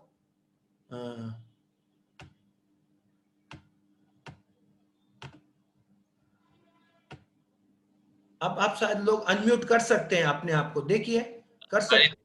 हरे कृष्णा प्रभु जी। हरे कृष्ण। चलिए, आपने बताया कि इंद्र तृप्ति के लिए हम लोग सब इस पृथ्वी पे हैं और अलग अलग मार्गों से हम अपनी इंद्रिय तृप्ति कर रहे हैं। राइट। पर अगर आप देखें तो हम इंद्रिय तृप्ति को ही मार्केटिंग का एक जरिया बना रहे हैं। हम क्या बोल रहे हैं कि हमें ये इंद्रिय तृप्तियां कर रहे हैं, हम भक्ति करेंगे तो हमें गोकुल धाम जाने मिलेगा, स्वर्ग जाने मिलेगा, वहाँ 12,000 साल का यौवन होता है और आप वहाँ पे और सुख पाएंगे। तो इंद्रिय तृप्ति तो हम वहाँ भी कर रहे हैं, तो मार्केटिंग टूल तो एक ही है, यहाँ इंद्रिय तृप्ति करो या वहाँ इंद्रिय तृप्ति करो। हाँ, तो आपने गलत सुना है।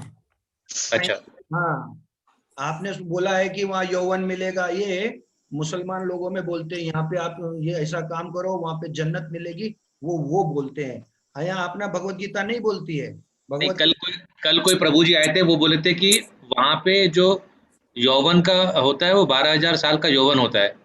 मतलब ये नहीं बोला था कि वहाँ यौवन मिलता है, लेंथ बताया था उन्होंने। हाँ, तो सुनिए, वहाँ के बारे में बताते हैं।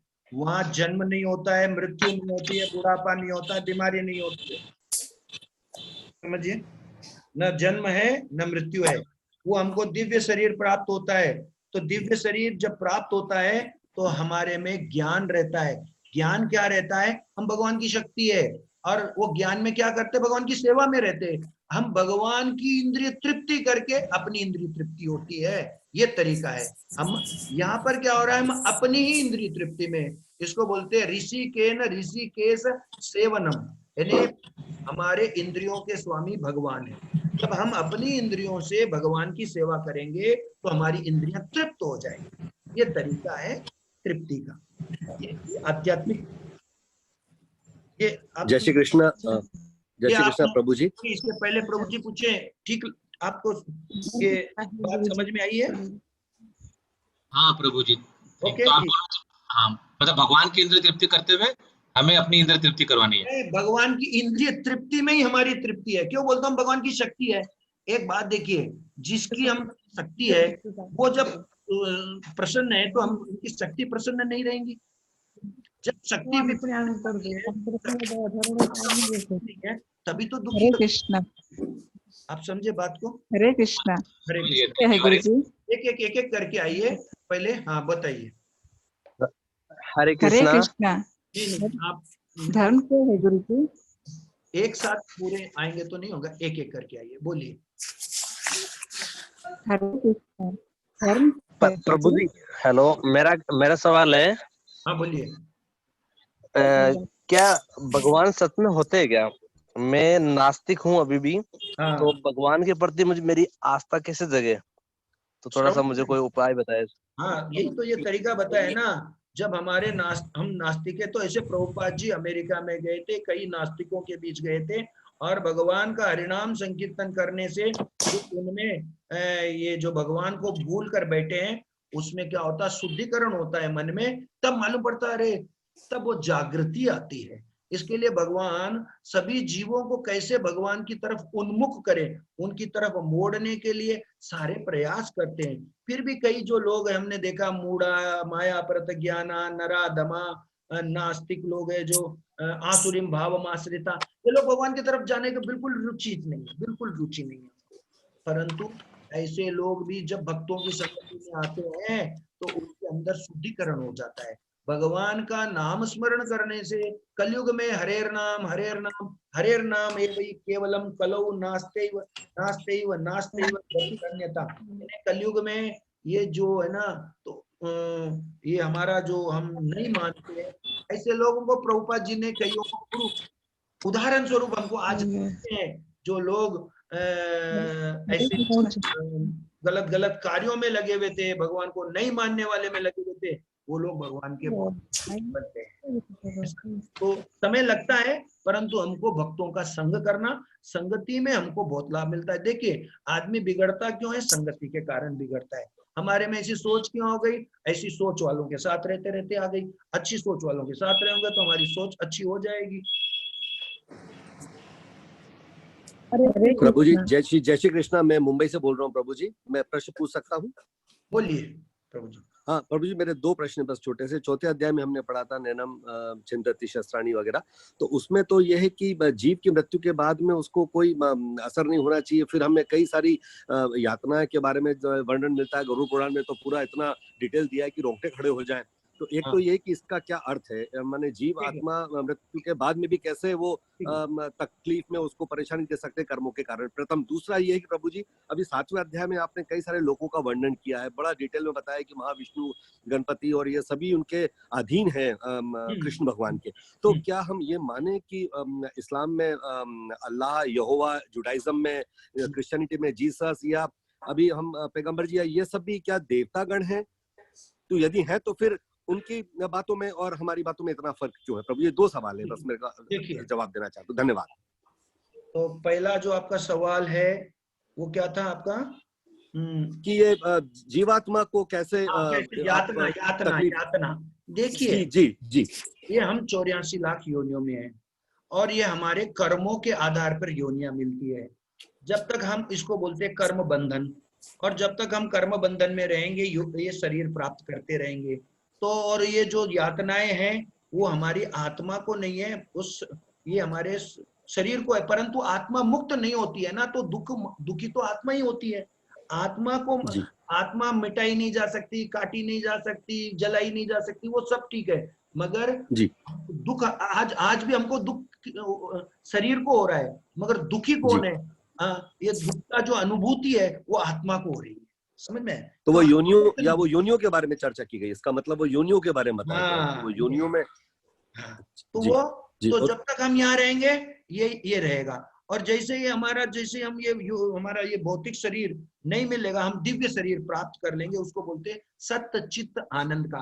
अभी हमारा जो शरीर है पृथ्वी, जल, अग्नि, वायु और आकाश के अंश से बना हुआ शरीर है, पंचभूत। पंचभूत। हाँ। अभी जब हम ये जब शरीर से मुक्त हो जाएंगे तो हमारे शरीर को बोलते हैं आनंद का स्वरूप, अलग है जी।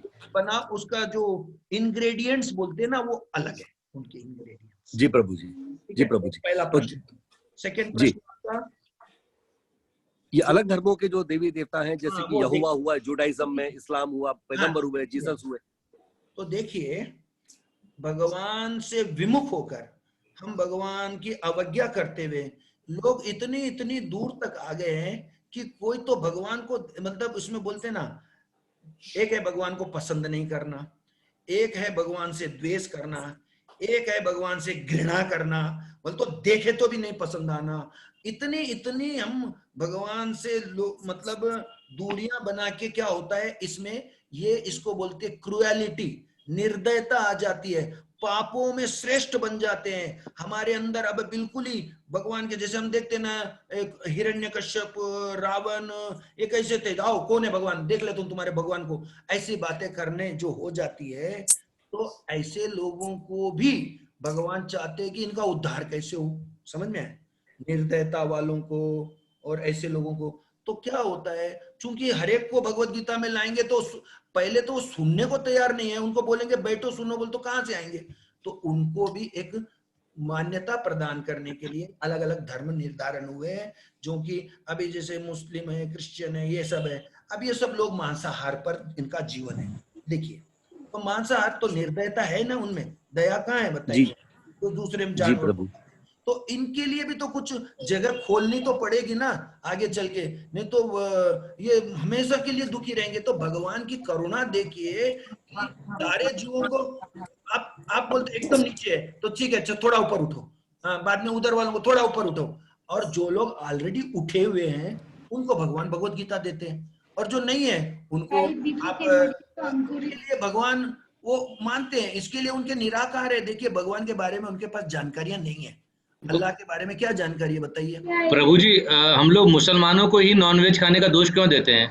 कई हिंदू और कई राजपूत लोग भी तो बलि चढ़ाते और खाते हैं नॉनवेज। हाँ तो सुनिए, तो उसका भी कारण क्या है?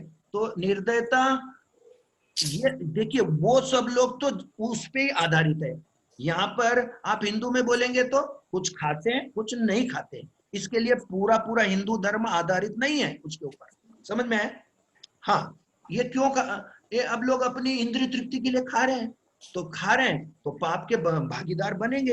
ये पाप कर रहे हैं, इसमें भगवत गीता में अभी 7वें अध्याय में देखिए, जिनके पाप विमुक्त हो चुके, पाप से विमुक्त हो गए, पुण्यात्मा लोग ही मेरी तरफ बढ़ते हैं। तो ये जो लोग खाएंगे वो नहीं बढ़ेंगे भगवान की तरफ, ये बारे में बता रहा है। तो हम ऐसा नहीं बोल रहे कि एक का तो आधार ही वही है और एक तो क्या है स्वेच्छा से खा रहे हैं, तो वो है ऐसा।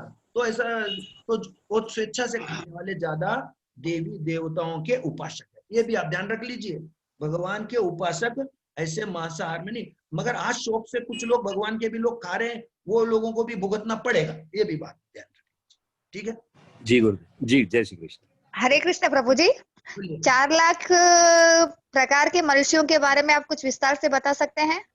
देखिए 4 लाख के मनुष्य का जो विस्तार है वो उनकी भावनाओं के आधार पर है, काले पीले नीले ऐसे नहीं है, समझ में? किसी ये सतोगुण रजोगुण तमोगुण, यानी किसी की मात्रा एक उदाहरण के तौर पे बताता हूँ, किसी में तमोगुण की मात्रा 100% है, रजोगुण की 3% है, सतोगुण की 4%, एक अलग मनुष्य होनी हो गई। एक में सतोगुण की मात्रा 5% है, रजोगुण की 40% है, तमोगुण की 80% है, अलग योनि हो गई। मतलब ऐसे 4 लाख योनियां बनती है, समझ में? इसका तीनों का कॉम्बिनेशन बनाते बैठे तो 4 लाख बन जाते हैं, समझ में? धन्यवाद प्रभु जी। हरे कृष्ण गुरु जी। जय श्री कृष्ण गुरु जी। धर्म क्या है? हाँ बोलिए। जय श्री कृष्ण गुरु जी। धर्म क्या है? धर्म क्या है? धर्म क्या है? भगवान की सेवा करना, इसी को धर्म बोलते हैं। और बोलिए। प्रभु जी, अगर देखा जाए तो सिर्फ हिंदू धर्म के लोगों को ही मुक्ति मिल रही है क्या? बाकी धर्म के लोगों को मुक्ति नहीं मिल रही है क्या? क्योंकि हम लोग हिंदू धर्म में भगवत गीता पढ़ते हैं, तो बाकी तो मुस्लिम क्रिश्चियन उनके मजहब के पढ़ते हैं, तो वो जो है नॉन वेजिटेरियन है। और आपने अभी ने बोला कि जो उच्च स्तर पर रहते सिर्फ उनको ही भगवान के रास्ते पर चलते हैं। क्या सिर्फ हिंदू धर्म में मुक्ति मिल रही है, बाकी धर्म में लोगों को मुक्ति नहीं मिल रही है क्या? हाँ तो सुनिए उसके बारे में। जो लोग ज्यादा अधिक पाप कर चुके हैं उनको अलग कैटेगरी में रख दिया गया है, जिनका बेस पाप वाला जिंदगी है, यानी जिसका आहार, ये 4 पाप के जो सिद्धांत है, मांसाहार करना, नशा करना, जुआ करना और परस्त्री गमन करना, ये पाप के अड्डे बोलते हैं इसको, पाप के अड्डे। ये जो पाप के ऊपर आधारित जीवन जीता है वो मुक्त नहीं हो सकता, उसको बार बार से, चाहे वो हिंदू धर्म में हो चाहे कोई भी धर्म में हो। अगर समझो कोई दूसरे धर्म वाला ये सब चीजों को छोड़ते हुए आगे बढ़ता है तो उसकी प्रगति होती है, उसको अगला जीवन अच्छा मिलता है, उसके बाद और अच्छा जीवन मिलता है। चाहे तो मतलब ऐसा होता है, अग्रसर होते रहते, ऊपर ऊपर उठते रहते हैं। और कुछ लोग अच्छे हैं वो नीचे नीचे गिरते भी रहते हैं। ये बहुत बड़ा एक ऐसा विषय है ये चलने। तो और ये सब देवताओं को भी चढ़ाते ना प्रभु जी कुछ लोग हैं, देवी देवताओं के लिए, देवी देवताओं को भी जो है जैसा शेरा जो है महाकाली को दशहरे के दिन या फिर अलग त्योहारों पर देवी देवताओं को भी हम लोग बलि चढ़ाते हैं कुछ लोग। ये कहाँ तक सही है प्रभु? तो सुनिए, आप जब देवी देवताओं को बलि चढ़ाते हैं तो ये बोल देखिए कि ये अब मैं इसकी बलि चढ़ा रहा हूँ, अगले जीवन में अब मैं ये जीवन शरीर धारण करूंगा, उसके लिए ये चाहे तो देवी यहाँ बताए ना, इसी अध्याय में आप पढ़ लीजिए, देवी देवताओं के पास जाने वाले अल्प बुद्धि वाले होते हैं जो अपनी भौतिक कामनाओं की पूर्ति के लिए देवी देवताओं के पास जाते हैं, तो वो और वो पाप में कार्य होते हैं। देखिए कोई भी पाप में, अर्जुन, अभी हम ये बड़ी ये बात है कि किसी की हत्या करना पाप है, और इसी भगवत गीता में भगवान अर्जुन को बोल रहे हैं मारो, समझ में आया? एक बड़ा विचित्र बात दिख रही है ना। यहाँ तो हम बोल रहे हैं एक जानवर को भी मत मारो, पाप लगेगा, और उधर बोल रहे हैं अर्जुन को मनुष्यों को मारो, सामने उनके पिता रिश्तेदारों को, पिता में। ये क्या मतलब हुआ? भगवान की इच्छा के अनुसार आप कार्य करें तो पाप नहीं लगता। क्यों? देखिए भगवान को पता है कौन क्या है, कौन किस व्यक्ति कैसा है। उनको देखो, किसी को राज्य चलाना है, जैसे अपनी गवर्नमेंट राज्य चलाती है, अगर यहाँ कोई चोर डाकू और कोई ऐसा टेररिस्ट हो तो उसको क्या करती? जेल में रखती? नहीं रखती। तो उसको ऐसा बोलेंगे कि अरे ये क्या कर रहे हो, अब इसको क्यों पकड़ के ले जा रहे हो? अरे क्यों पकड़ रहे थे? सज्जन लोगों को जीने के लिए ऐसे दुष्ट लोगों को अलग करना पड़ता है, समझे? तो ऐसे ही जब भगवान ये युद्ध हो रहा है तो उनको मालूम है ये सब लोगों को हटाओ, ये लोग न तो खुद जी पा रहे हैं न दूसरों को जीने दे रहे बराबर। तो ये भगवान की, जब देखिए जो इसको बोलते ना सरकार किसकी है, अभी हम यहाँ बोलते हैं यहाँ सरकार है, अरे पूरी दुनिया की सरकार चलाने वाले भगवान है, वो असल सरकार है। वो जो भी निर्णय लेती है वो भले के लिए निर्णय लेती है। तो कंफ्यूजन नहीं होता। प्रभु बोलिए। नहीं प्रभु जी, बहुत अच्छे से आपने समझा इस बात को। ये मल्टीवर्स का जो कॉन्सेप्ट है गीता में कि पैरेलल यूनिवर्स है, क्या है मल्टी? मल्टी यूनिवर्स है, कई सारे ठीक है। लाइक लोक हैं, ये मतलब इसका क्या किसी ने प्रमाण देखा है या ध्यान में दिखता है? ये सुगम लोकों की यात्रा जो भक्ति वेदांत जी ने लिखी, क्या उसमें इसका जिक्र है? मतलब ये तो बड़ा काल्पनिक और बड़ा माइथोलॉजिकल सा दिखता है। प्रभु जी थोड़ा बताएंगे इसके बारे में। हाँ, ये जो है ना, हमारे कई लोगों ने इसको माइथोलॉजी बना के रख दिया है, इसके लिए माइथोलॉजी दिखती है। क्यों? जिसको समझ में नहीं आता भगवान, वो जिसको नहीं समझ में आता वो माइथोलॉजी कर देता है, और जिसको समझ में आता है वो आगे बढ़ते रहता है। सीधी सीधी बात है। अभी जैसे हमने कभी देखा है ना कि एक लोमड़ी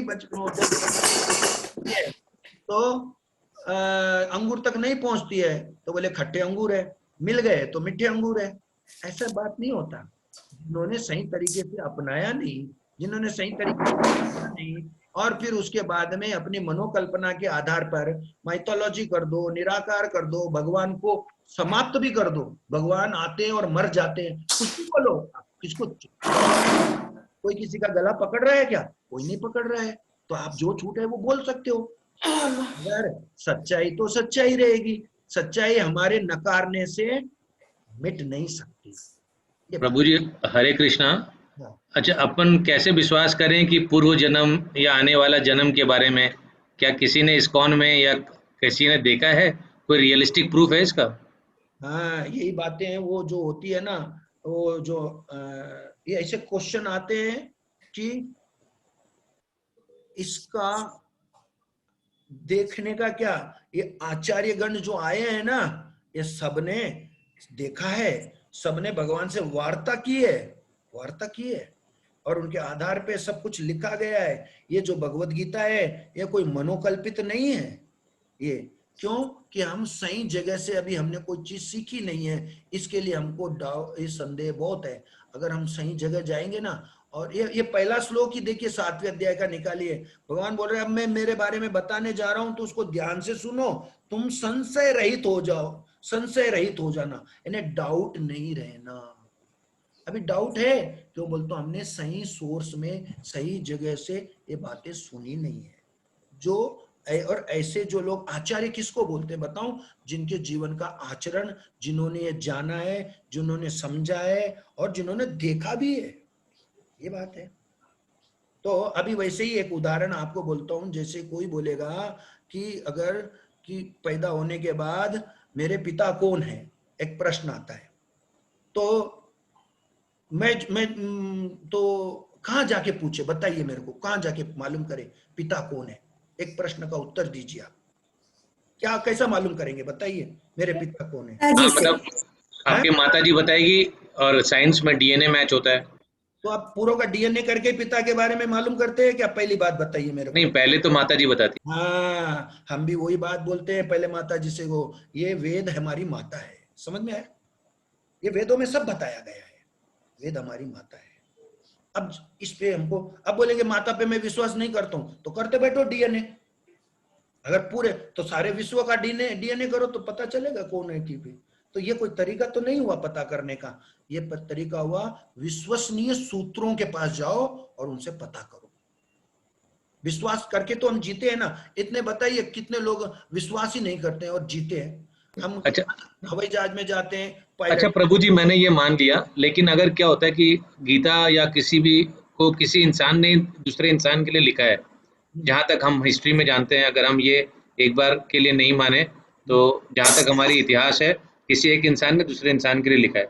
बट जितने भी हमारे माइथोलॉजिकल किताबें हैं सब इंडिया और इंडिया से रिलेटेड ही हैं। किसी में भी चाइना, अमेरिका या किसी और भूखंड का वर्णन ही नहीं है। आपने पढ़ा नहीं है ना, इसके लिए बोलते नहीं है वर्णन। भागवत में जाइए, खशा पूरा सब जर्मन चाइनीज सबके बारे में वर्णन है। आप कैसे बोलते नहीं है बोलकर?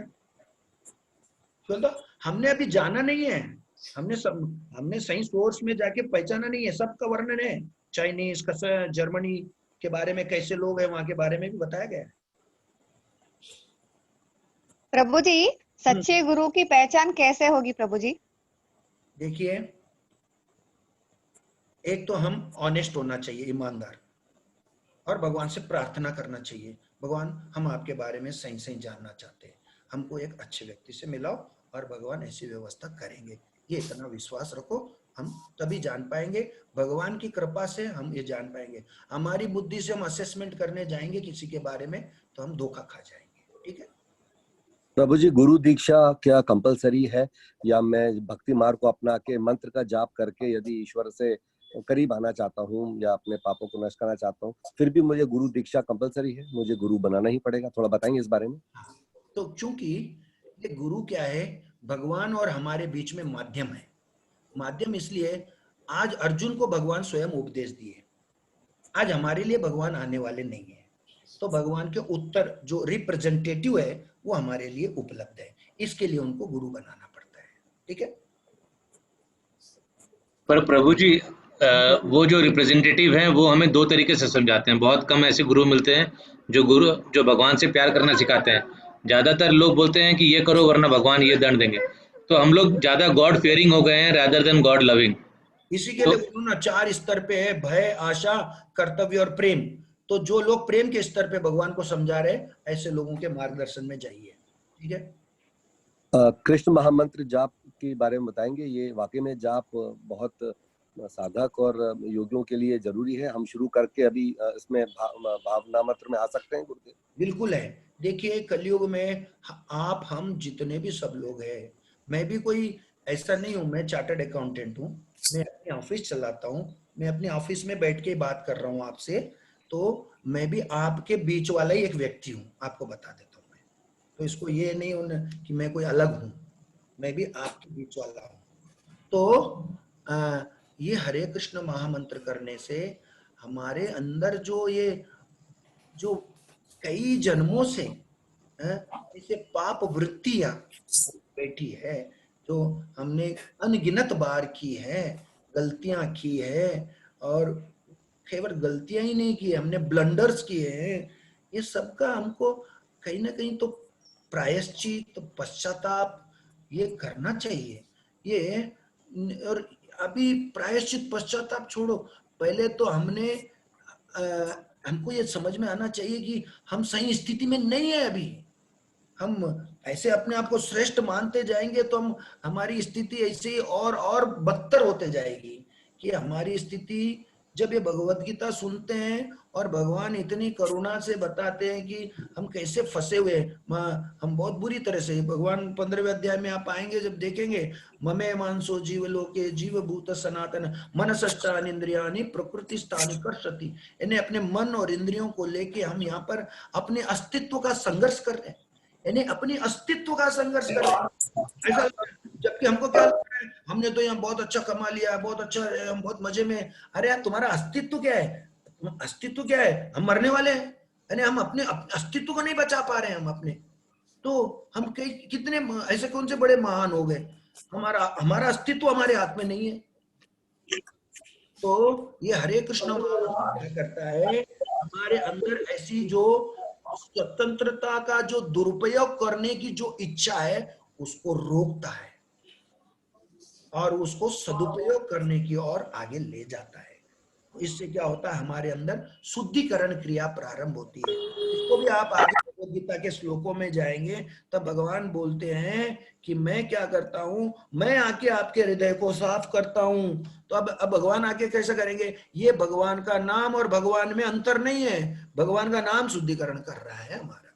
तो उसमें हमारी बुद्धि होती है, बोले ना, ददामि बुद्धि योगम तम, मैं बुद्धि प्रदान करूंगा आपको। क्यों? आप मेरी भक्ति कर रहे हो, मैं आपको अच्छी बुद्धि दूंगा। इसके लिए हमने बचपन में भी, आपने भी कहीं गाया होगा, हे प्रभु आनंद दाता ज्ञान हमको दीजिए, लीजिए हमको शरण में, हम सदाचारी बने। ऐसी प्रार्थना करते थे भगवान से, सदाचारी बने, अच्छी बुद्धि देवे हमको। बहुत बहुत बहुत अच्छा। जी जी प्रभु जी, बहुत बहुत धन्यवाद। जय श्री कृष्ण। महामंत्र है ये हमारी अच्छी बुद्धि के लिए कार्य कर रहा है, तब हमको ये रुचि आएंगी, ये भगवान के बारे में सुनना, भगवत गीता पढ़ना, तब हमको अब लगेगा अरे यही तो हमारा असली जीवन है, यही तो जीवन असली है।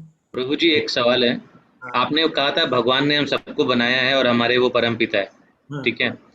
फॉर एग्जाम्पल जैसे हम भी किसी के पिता हैं और हम अपने बच्चों को स्कूल भेजते हैं कि वो अपना जाओ स्कूल 8 घंटा पढ़ के वापस आओ, उसी तरह हम भी इस दुनिया में आए हैं 100 साल या 50 साल जो भी जीने के लिए हम आए। तो हमें भगवान को भी पता है कि वो एक दिन वहां से वापस इधर ही आना है। जैसे अपने को पता अपना बच्चा स्कूल जाके वापस घर को ही आएगा, पर अपन अपने बच्चे को स्कूल भेजते हैं पढ़ने के लिए, जो कर्म में करके आओ, वहां जाके फिर पापा पापा करोगे, भगवान को याद करोगे तो टाइम वेस्ट है ना। अपना कर्म करो, कर्म करके मरने के बाद तो इधर ही आना है, फिर जाके फिर टाइम वेस्ट करके आप जो कर्म करने के लिए भगवान ने भेजा वो नहीं करके तुम भगवान को जप रहे हो। मैं ये एग्जांपल इसलिए दे रहा हूँ क्योंकि सिर्फ हम हिंदू नहीं, मैं कई मुस्लिम कंट्रीज में भी जाता हूँ, जैसे दुबई, सऊदी, वहाँ पे लोग काम छोड़ के दिन में 5 बार दुकान शटर सब बंद करके दिन में 5 बार 15-15 मिनट के लिए नमाज पढ़ने जाते हैं। वो भी अच्छी बात है, लेकिन उससे क्या होता है कि कर्म इम्पैक्ट होता है। बट अगर आप उसको हिंदू में देखो तो ये कहाँ तक जस्टिफाइड है? तो यही तो ये अभी तक आप 6 अध्याय पढ़ते हुए आए, राइट? ये तीसरे अध्याय में ही ये सब चीजों का है, कर्म अकर्म विकर्म, इसकी व्याख्या की गई है वहां पर। और अच्छे अच्छे बुद्धिमानों का सिर्फ काम नहीं करता कि क्या कर्म होता है एक्चुअल में। लोग बोलते हैं ना कर्म करो, यानी कर्म ही पूजा है, राइट? आपका बात वो है, राइट? कर्म ही, राइट। हाँ, तो ये जो है ना, अरे हम यहाँ आए, आप बोल रहे उदाहरण दिए स्कूल भेजे, स्कूल जाने वाला घर को ही नहीं आ रहा है और उधर ही उधर चले जा रहा है तो ठीक है क्या? तो वो नहीं है, स्कूल जाने वाले का काम है वापस घर आए, राइट? तो वैसे आप अभी हम जो क्या कर रहे हैं, यहाँ आने के बाद ऐसे कर्म कर रहे हैं कि हम जाने का कार्य बंद कर दे रहे रास्ता, हम समझ में आया? तो हमको वापस जाने का रास्ता खुला रखना चाहिए। स्कूल जाने के बाद अब मैं घर ही नहीं आऊंगा, अब मैं चला दूसरी ओर, तो ठीक नहीं है, घर वापस जाना है ना। तो मतलब आप बोलना चाहते हैं कि स्कूल में भी हम बच्चे को भेजते हैं तो हम इंश्योर करते हैं कि वो गलत संगति में नहीं हो। अब स्कूल जाके बोलेंगे क्या उधर का उधर ही सो जाए, रोज स्कूल चले जाना, नहीं, वापस नहीं। समझ में आया? इसी प्रकार हमको भी भगवान हमको ऊपर का रास्ता बंद नहीं करते हुए आपको जो करना है करिए। बात समझ में आई? जी प्रभु जी, थैंक यू। प्रभु जी, ये हरे कृष्ण महामंत्र जो है अगर हम गुरु के मुंह से अगर उपदेश तो ज्यादा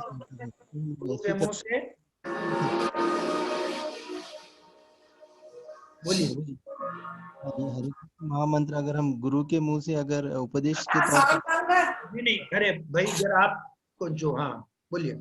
हरे कृष्ण महामंत्र के लिए तो ज्यादा सार्थक रहेगा कि हम लोग ये नॉर्मल जपे तो भी उतना ही रहेगा। नहीं, गुरु के मुख से आपने, मैं वापस सुन नहीं पाया हूँ, आप बताइए। गुरु के मुंह से उपदेश के द्वारा ले गए मंत्र सार्थक होता है, तो ये हरे कृष्ण महामंत्र तो फिर हम लोग गुरु के उपदेश से नहीं लेना प्रभु जी, फिर ये भी कहाँ तक सार्थक होता है? देखिए, हरे कृष्ण महामंत्र तो हमको करना हमको है, तो जब तक हमको गुरु की प्राप्ति नहीं होती तो हम तो चालू रखना है, और जब गुरु को मिल जाएंगे तो वो हमको एक तरह से ऑफिशियली कनेक्ट कर देंगे भगवान से। तो हमको एक वो चाहिए, निमित्त चाहिए जिससे कि हम भगवान के साथ जुड़ सके, और वो हमको सही मार्गदर्शन प्रदान करते हैं। देखिए, अभी हम गुरु का मार्गदर्शन नहीं लेंगे तो किसका मार्गदर्शन लेंगे? अपने मन का, और ये मन ही हमारा परेशान करता है हमको। मन कभी जाने के लिए बोलता है, कभी यहाँ रहने के लिए बोलता है, तो पलटते रहता है। मन का एक स्वभाव है, वो एक जगह स्थिर नहीं है। ये आपने 6ठे अध्याय में देखा है, मन को नियंत्रण करना है। अभी हम मन को किधर भगवान में लगाएंगे तो भगवान अपने हमारे मन को नियंत्रण करेंगे, उन्हीं की शक्ति है, उनका आर्डर के में अंदर। इसी में भी बताया ना, देवी ऐशा गुणमयी मम माया, मेरी माया है। वो मन भी भगवान की माया का बना हुआ है, तो वो जो वो माया वो भगवान की सुनती है, तो मन भी जब भगवान में लगेगा तो भगवान की आज्ञा अनुसार सही चलेगा। अगर वो हम अपने अगर हम समझो गुरु की सुनते हैं तो हमारा क्या है, तो मन नहीं भी मानता है तो मन को हम क्या करते, गुरु के आज्ञा अनुसार चलाने देते। तो ये मन को नियंत्रण करना और भगवान में लगाते हुए भगवान के ऐसे शुद्ध भक्तों की आज्ञा का पालन करते हुए मन को लगाना। ठीक है प्रभु जी, लास्ट क्वेश्चन, ये आज इस्कॉन पूरी दुनिया में है, तो कितने क्रिश्चियन, मुस्लिम, इवन मुस्लिम भी इस्कॉन से जुड़े हुए हैं, कुछ अंदाजा? हाँ है ना, बहुत है, बहुत है। ये देखिए आत्मा का धर्म है, चाहे वो शरीर मुस्लिम का हो, चाहे शरीर क्रिश्चियन का हो, चाहे ज्यूज हो या कोई भी हो, आत्मा तो भगवान की है ना। आत्मा का धर्म एक ही है, भगवान की प्रेम से सेवा करना। ये कोई भी धर्म बोलता है, चाहे मुस्लिम धर्म बोलो, चाहे क्रिश्चियन धर्म बोलो, वो सही धर्म है। बात ठीक है, थैंक यू प्रभु जी। सब लोगों का प्रश्न हो गया? मेरा एक सवाल है। हाँ बोलिए। वो पूरी जगन्नाथ में सबको आने को देते, फॉरेनर्स को आने को नहीं देते, क्यों? अभी देखिए यहाँ पर भारतवर्ष में क्या हुआ है, कुछ लोगों ने जो बातें हैं सही समझी नहीं है, तो वो जन्म के आधार पर अपना वर्गीकृत कर लिए। जैसे हम ब्राह्मण परिवार में पैदा हो गए तो ब्राह्मण, तो परंतु वो कैसे भी कर्म करे तो उसको ब्राह्मण, ऐसा नहीं होता है। ब्राह्मण को जब भी बोलते हैं जब वो ब्राह्मण के कार्य करता है। तो ऐसे कई लोगों ने शरीर के आधार पे धर्म का निर्धारण कर लिया है, जबकि भगवत गीता हमको कौन से आधार पे धर्म का निर्धारण करा रही है, आत्मा के आधार पर। इसके बारे में भी आप पढ़ते हुए आ चुके हैं 6 अध्यायों में आपको। तो भगवान बोलते हैं ना कि ये जो है उनके जन्म उनके कर्मों के अनुसार निर्धारण होता है कि ये ब्राह्मण है, ये क्षत्रिय है, ये वैश्य है, ये शूद्र। तो कुछ लोगों ने उसका विपरीत अलग क्या बोलते हैं अर्थ निकालते हुए शरीर के आधार पे मानते हुए कि ये जो शरीर वाले हैं इनको हम नहीं आने देंगे। परंतु ये नहीं, जब शरीर देखिए ये कलयुग में ऐसा देखे जाए तो हर एक के शरीर पाप में है, ये बात है। कलो शूद्र संभव है। क्यों कि आपको ये अगर ये संस्कृत यानी संस्कार का बोलने का, जब संतान पैदा होती है तभी इसको संस्कार से उसको बोलते हैं गर्भाधान संस्कार। सही अच्छी संतान के लिए वो संस्कार करना पड़ता है। वो संस्कार होता ही नहीं है कलयुग में। तो जो भी संतानें पैदा होती है खाली बोलते ना अपने एंजॉयमेंट से पैदा होती है, संस्कारगत नहीं होती है। ऐसे पहले जो हम देखते हैं प्रहलाद जी जो हुए थे, तो कयाधु उनकी माता थी, वो हिरण्यकशिपु के बेटे थे, परंतु उनको गर्भ में ही नारद जी ने शिक्षा दी। तो ऐसे तो पहले जो गर्भ में ही तो किस प्रकार का जो संतान होगी, वहीं से हमारे संस्कार प्रारंभ होते हैं। क्योंकि ये संस्कार कलयुग में होते नहीं है, इसके लिए संतानें भी ऐसी वो नहीं है, संस्कारी संतानें नहीं हो पाती है। तो इसके लिए क्या है, लोग फिर उसी प्रकार से वो शरीर के तो फिर क्या होना, संस्कार हमको पैदा होने के बाद ग्रहण करना पड़ता है। तो पहले तो उसको बोलते द्विज, अच्छी जगह हमको शिक्षा ग्रहण करनी पड़ती है। फिर हम ब्राह्मण के कार्य करते तो ब्राह्मण कहे जाएंगे, क्षत्रिय के कार्य करे तो क्षत्रिय कहे जाएंगे, और हम वैश्य के काम कर रहे तो यानी खेती गाय चरण ये कर रहे तो वैश्य के रह जाएंगे। अभी कौन सा है, अभी अब नाम कोई शर्मा रहता है, कोई करता कुछ है, और कभी कोई मतलब ऐसा पूरा सब एक्चुअल में इसको बोलते वर्णाश्रम धर्म। वर्ण और आश्रम, आश्रम ने ब्रह्मचर्य गृहस्थ वानप्रस्थ और संन्यास, ये ब्रह्म वानप्रस्थ आश्रम का पालन नहीं होता है, सब खिचपिच हो गया है। एक्चुअल में शूद्र राजा बन के राज्य कर रहा है, ब्राह्मण झाड़ू मार रहा है, ऐसा तो मतलब सही तरीका कुछ नहीं चल रहा है पूरा बराबर। ये वर्णाश्रम धर्म भगवान ने बनाया है, उसका पालन नहीं हो रहा है। तो अभी कलयुग में क्या रह गया फिर हमारे पास? कौन सा धर्म पालन?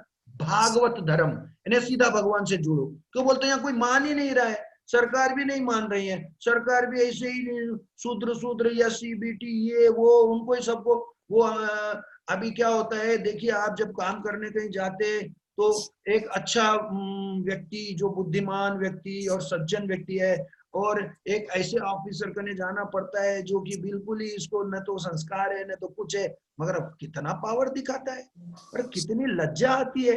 अरे उसके सामने ऐसे जाके हम बात करें तो ये सब क्या हो रहा है? सब इसको बोलते हैं टॉपसी टर्वी, यानी सब उलट पुलट हो गया पूरा। अब उलट पुलट में धर्म के टिक्का, एक्चुअल में वर्णाश्रम धर्म का एक्चुअल बेस है वर्णाश्रम, यानी ब्राह्मण की सब कोई इज्जत करना और क्षत्रिय का काम है रक्षा करना, वैश्य का काम है, और इस प्रकार एक दूसरे को सम्मान देना, ब्राह्मण शूद्र को सम्मान देना, क्षत्रिय शूद्र को सम्मान देना। अभी सब एक दूसरे को गालियां दे रहे, किसका कोई सम्मान नहीं कर रहा है। तो ये वर्णाश्रम धर्म की ऐसी की तैसी हो गई है अभी। तो अभी हमारे पास बचा क्या है? सीधा भगवान से जुड़ने का धर्म है, भागवत धर्म है। नहीं तो ये सीढ़ी है, ये वर्णाश्रम धर्म से भागवत धर्म में जाना रहता है। उसके लिए बोलते हैं ना भाई, आप अपने युवावस्था में अपना गृहस्थ पालन करो, फिर आप वानप्रस्थ में आ जाओ और फिर उसके बाद आप घर गृहस्थी से आप भगवान का भजन करो। ऐसा एक स्टेप बाय स्टेप तरीका हमारे यहाँ बताया गया है। परंतु अभी यहाँ कुछ स्टेप बाय स्टेप कुछ नहीं हो रहा है। 80 साल भी है तो भी हम बैठे हैं, हमारा अभी छोड़ने का मन ही नहीं है यहाँ से। ऐसा तो ये तो सिस्टम फॉलो हो ही नहीं रहा है। इसके लिए ब्राह्मण नहीं बन सकता क्या प्रभु जी? क्षत्रिय ब्राह्मण नहीं बन सकता क्या प्रभु जी? देखिए, ये जो कोई भी जगह पे एक एक्सेप्शनल बातें होती, एक्सेप्शनल बोल तो जो जनरल नहीं रहती। वो जैसे विश्वामित्र, वो ब्रह्मर्षि बने, वो क्षत्रिय थे और ब्रह्म ऋषि बने। इसका ये एक्सेप्शंस है, exceptions is not general rule. इसके लिए हम जनरल के लिए अप्लाई नहीं कर सकते। हरे कृष्ण प्रभु जी। बोलिए। ये जो बोलते हैं कि हम जो प्रसाद बनाते हैं खाना वगैरह, वो पहले भगवान को भोग देना चाहिए और उसके बाद हमें ग्रहण करना चाहिए, जिससे हमारे कर्म ना हो। तो वो बिना कांदा लहसुन का खाना हमें भगवान को अर्पण करना पड़ेगा ना। तो ये शास्त्रों में लिखा है कि कांदा और लहसुन उनको बुरा क्यों माना गया है? मतलब हाँ, तो उसको बुरा इसलिए माना गया है कि 3 गुण होते हैं, सतोगुण, रजोगुण, तमोगुण। कांदा लहसुन हमारा तमोगुण रजोगुण को बढ़ाता है। आदमी सतोगुणी नहीं रहता है तो उसमें निर्दयता आती है और पाप में काम करने की इच्छा होती है। इसके लिए वो पाप में कार्यों से बचने के लिए हमको ये बताया गया है। ठीक है, थैंक यू।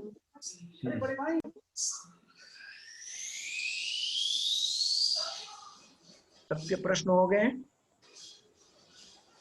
सार बता देते प्रभु जी, आपने जो अभी पूरा चैप्टर समझाया है उसका शॉर्ट में सार बता दें तो। देखिए, सार ये है, भगवान मत्तः परतरम नान्यत् किंचित् अस्ति धनंजय। सबका एसेंस, सार बात यह है कि भगवान ही सार है और भगवान कृष्ण सार है। वही कंट्रोलर भी है, वही मेंटेनर भी है, नहीं कंट्रोल करते हैं, हमको मेंटेन करते हैं और उसके साथ ही और वो हम सबके सुरदम है, यानी सबका भला चाहते हैं। ये बात सार है, ये बात। और इसके लिए भगवान ने अलग अलग तरीकों से समझा है। देखो, सब चीजों का असली सार मैं ही हूँ। चाहे आप कुछ अच्छा अच्छी भोग करना चाह रहे हैं, स्वाद लेना चाह रहे हैं कुछ, और आप में कुछ श्रेष्ठता है, वो सब मेरे से आई है, यही मानना है।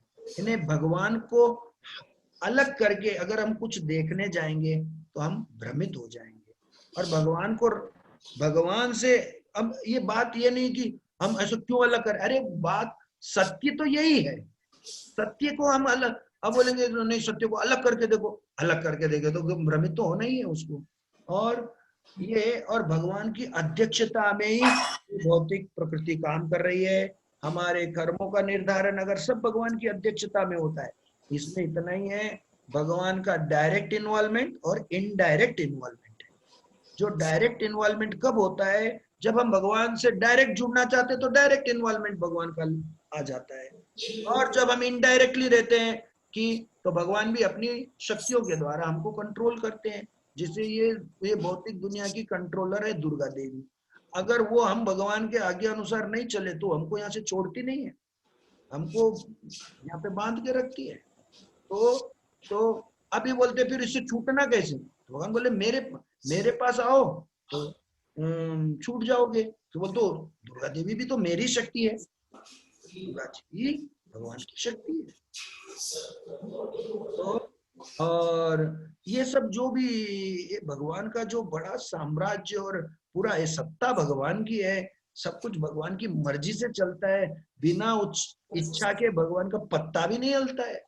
अभी हम बोलेंगे मैं तो पत्ता हिला रहा हूँ क्या, मैं तो सबको हिला दे रहा हूँ, ये हमारा भ्रम है। हम हिलाने वाले हम खुद ही फिर मौत के मुंह में जाते हैं, तो हमको फिर हम क्या रहता है, फिर बाद में कुछ नहीं रहता है। तो ये हम जो बीच बीच में ऐसे कई ये तो इतनी सब कथाएं पढ़ते हैं सब, तो ये अध्याय हमको बताता है। अभी हम देखेंगे कि टाइम तो बहुत हो चुका है, हमको पता नहीं कितने टाइम तक।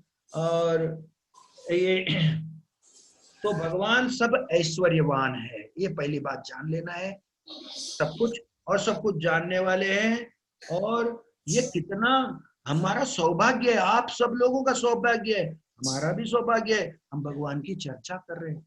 ये बहुत दुर्लभ बात है, ये इतनी आसान नहीं है। इतने सारे मनुष्यों में 700 करोड़ की पॉपुलेशन है वर्ल्ड में, और ऐसे में अगर भगवान ये भगवत गीता और भगवान कृष्ण का कोई चर्चा करता है तो बहुत बड़ा सौभाग्यशाली है, भाग्यवान है। ये हमको ये समझना चाहिए, आप सब लोग हम सब लोग यहाँ आए, हम भाग्यवान हैं। ऐसा अवसर नहीं है लोगों को, इतना आसान नहीं है।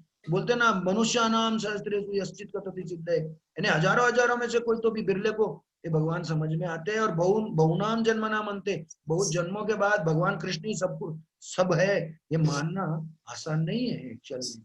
और भगवान ने अपने 2 प्रकार की शक्तियों का वर्णन किया है, ये भौतिक शक्ति का भी वर्णन किया है, और अपनी जीव शक्ति यानी हम जो आत्माएं हैं वो भी भगवान की शक्ति है, मगर श्रेष्ठ शक्ति है। और ये भौतिक शक्ति है वो श्रेष्ठ नहीं है, परंतु जब ये जीव हम भगवान की नहीं सुनते हैं तो ये शक्ति के अंडर में हमको दे दिया जाता है। जैसे साधारण उदाहरण के लिए, हमारे घर में कोई बच्चा अगर नहीं सुनता है तो हम क्या करते, बाजू अंकल एंड आंटी को बोलते जरा इसको सुधारो। ऐसे ही हो गए, हमारी ये जो भौतिक है दुर्गा देवी हमारी आंटी के जैसा रोल करती, स्ट्रिक्ट है, बहुत स्ट्रिक्ट है, वो हमको छोड़ती नहीं है, एक्चुअली सुधार के ही रहने का है प्रकार से।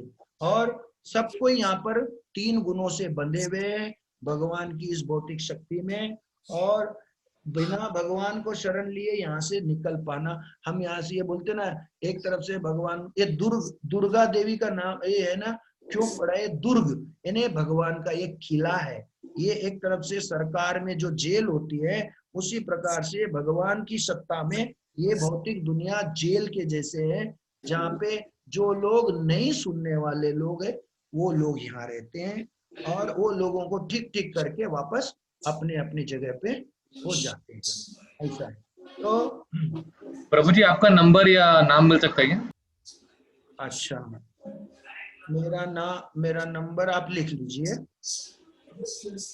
9246520784। फिर से मैं बोलता हूँ, 9246520784। तो मेरा नाम है, ऐसा मेरा एक जो लीगल नेम है जो चलता है, जनार्दन दास काबरा। ऐसे हमारी दीक्षित नाम भी है, वो हमको जगदीश्वर दास बोलते हैं। और ये हमारा जो चालू नाम जो गवर्नमेंट रिकॉर्ड अगर में चलता है उसका है जनार्दन दास काबरा। धन्यवाद प्रभु जी। तो ऐसे देखिए, हम प्रश्नों की श्रृंखला आप चलाते रहेंगे, हम भी चालू रहते रहेंगे। कोई इसका हमको टाइम के साथ थोड़ा बंद करना पड़ेगा। और आपके कोई प्रश्न है तो आप कभी भी मंदिर से संपर्क कीजिए, नंबर है, पूछिए। तो ये हम आपकी सेवा करने के लिए रहेंगे, हाजिर रहेंगे। तो इसके लिए क्या है, तो ये सार में है, और भी बहुत कुछ बोला। हम समय सीमा को देखते हुए अभी यहाँ विराम देते। हरे कृष्णा, सबको बहुत बहुत धन्यवाद। आप सब लोग भाग्यशाली। हरे कृष्णा। सुन रहे हैं, इसे सुनते रहिए, जय श्री कृष्णा। सुनते रहिए, हमारा भाग्योदय हो जाएगा, ये पक्की बात है। और हरे कृष्णा कृष्णा कृष्णा कृष्णा हरे हरे, हरे राम राम राम हरे कृष्ण हरे हरे, हरे कृष्ण कृष्ण कृष्ण हरे हरे, हरे राम राम राम हरे। ये हरे कृष्ण महामंत्र करते रहिए और भगवान के बारे में सुनते रहिए और भगवान को भोग लगा के प्रसाद लेते रहिए। आप देखेंगे हमारी बुद्धि में बहुत ही बड़ा चेंज आ जाएगा। हम असल में सुखमय जीवन जीने की ओर आगे बढ़ेंगे। हरे कृष्ण। हरे कृष्णा। प्रभु जी की जय हो।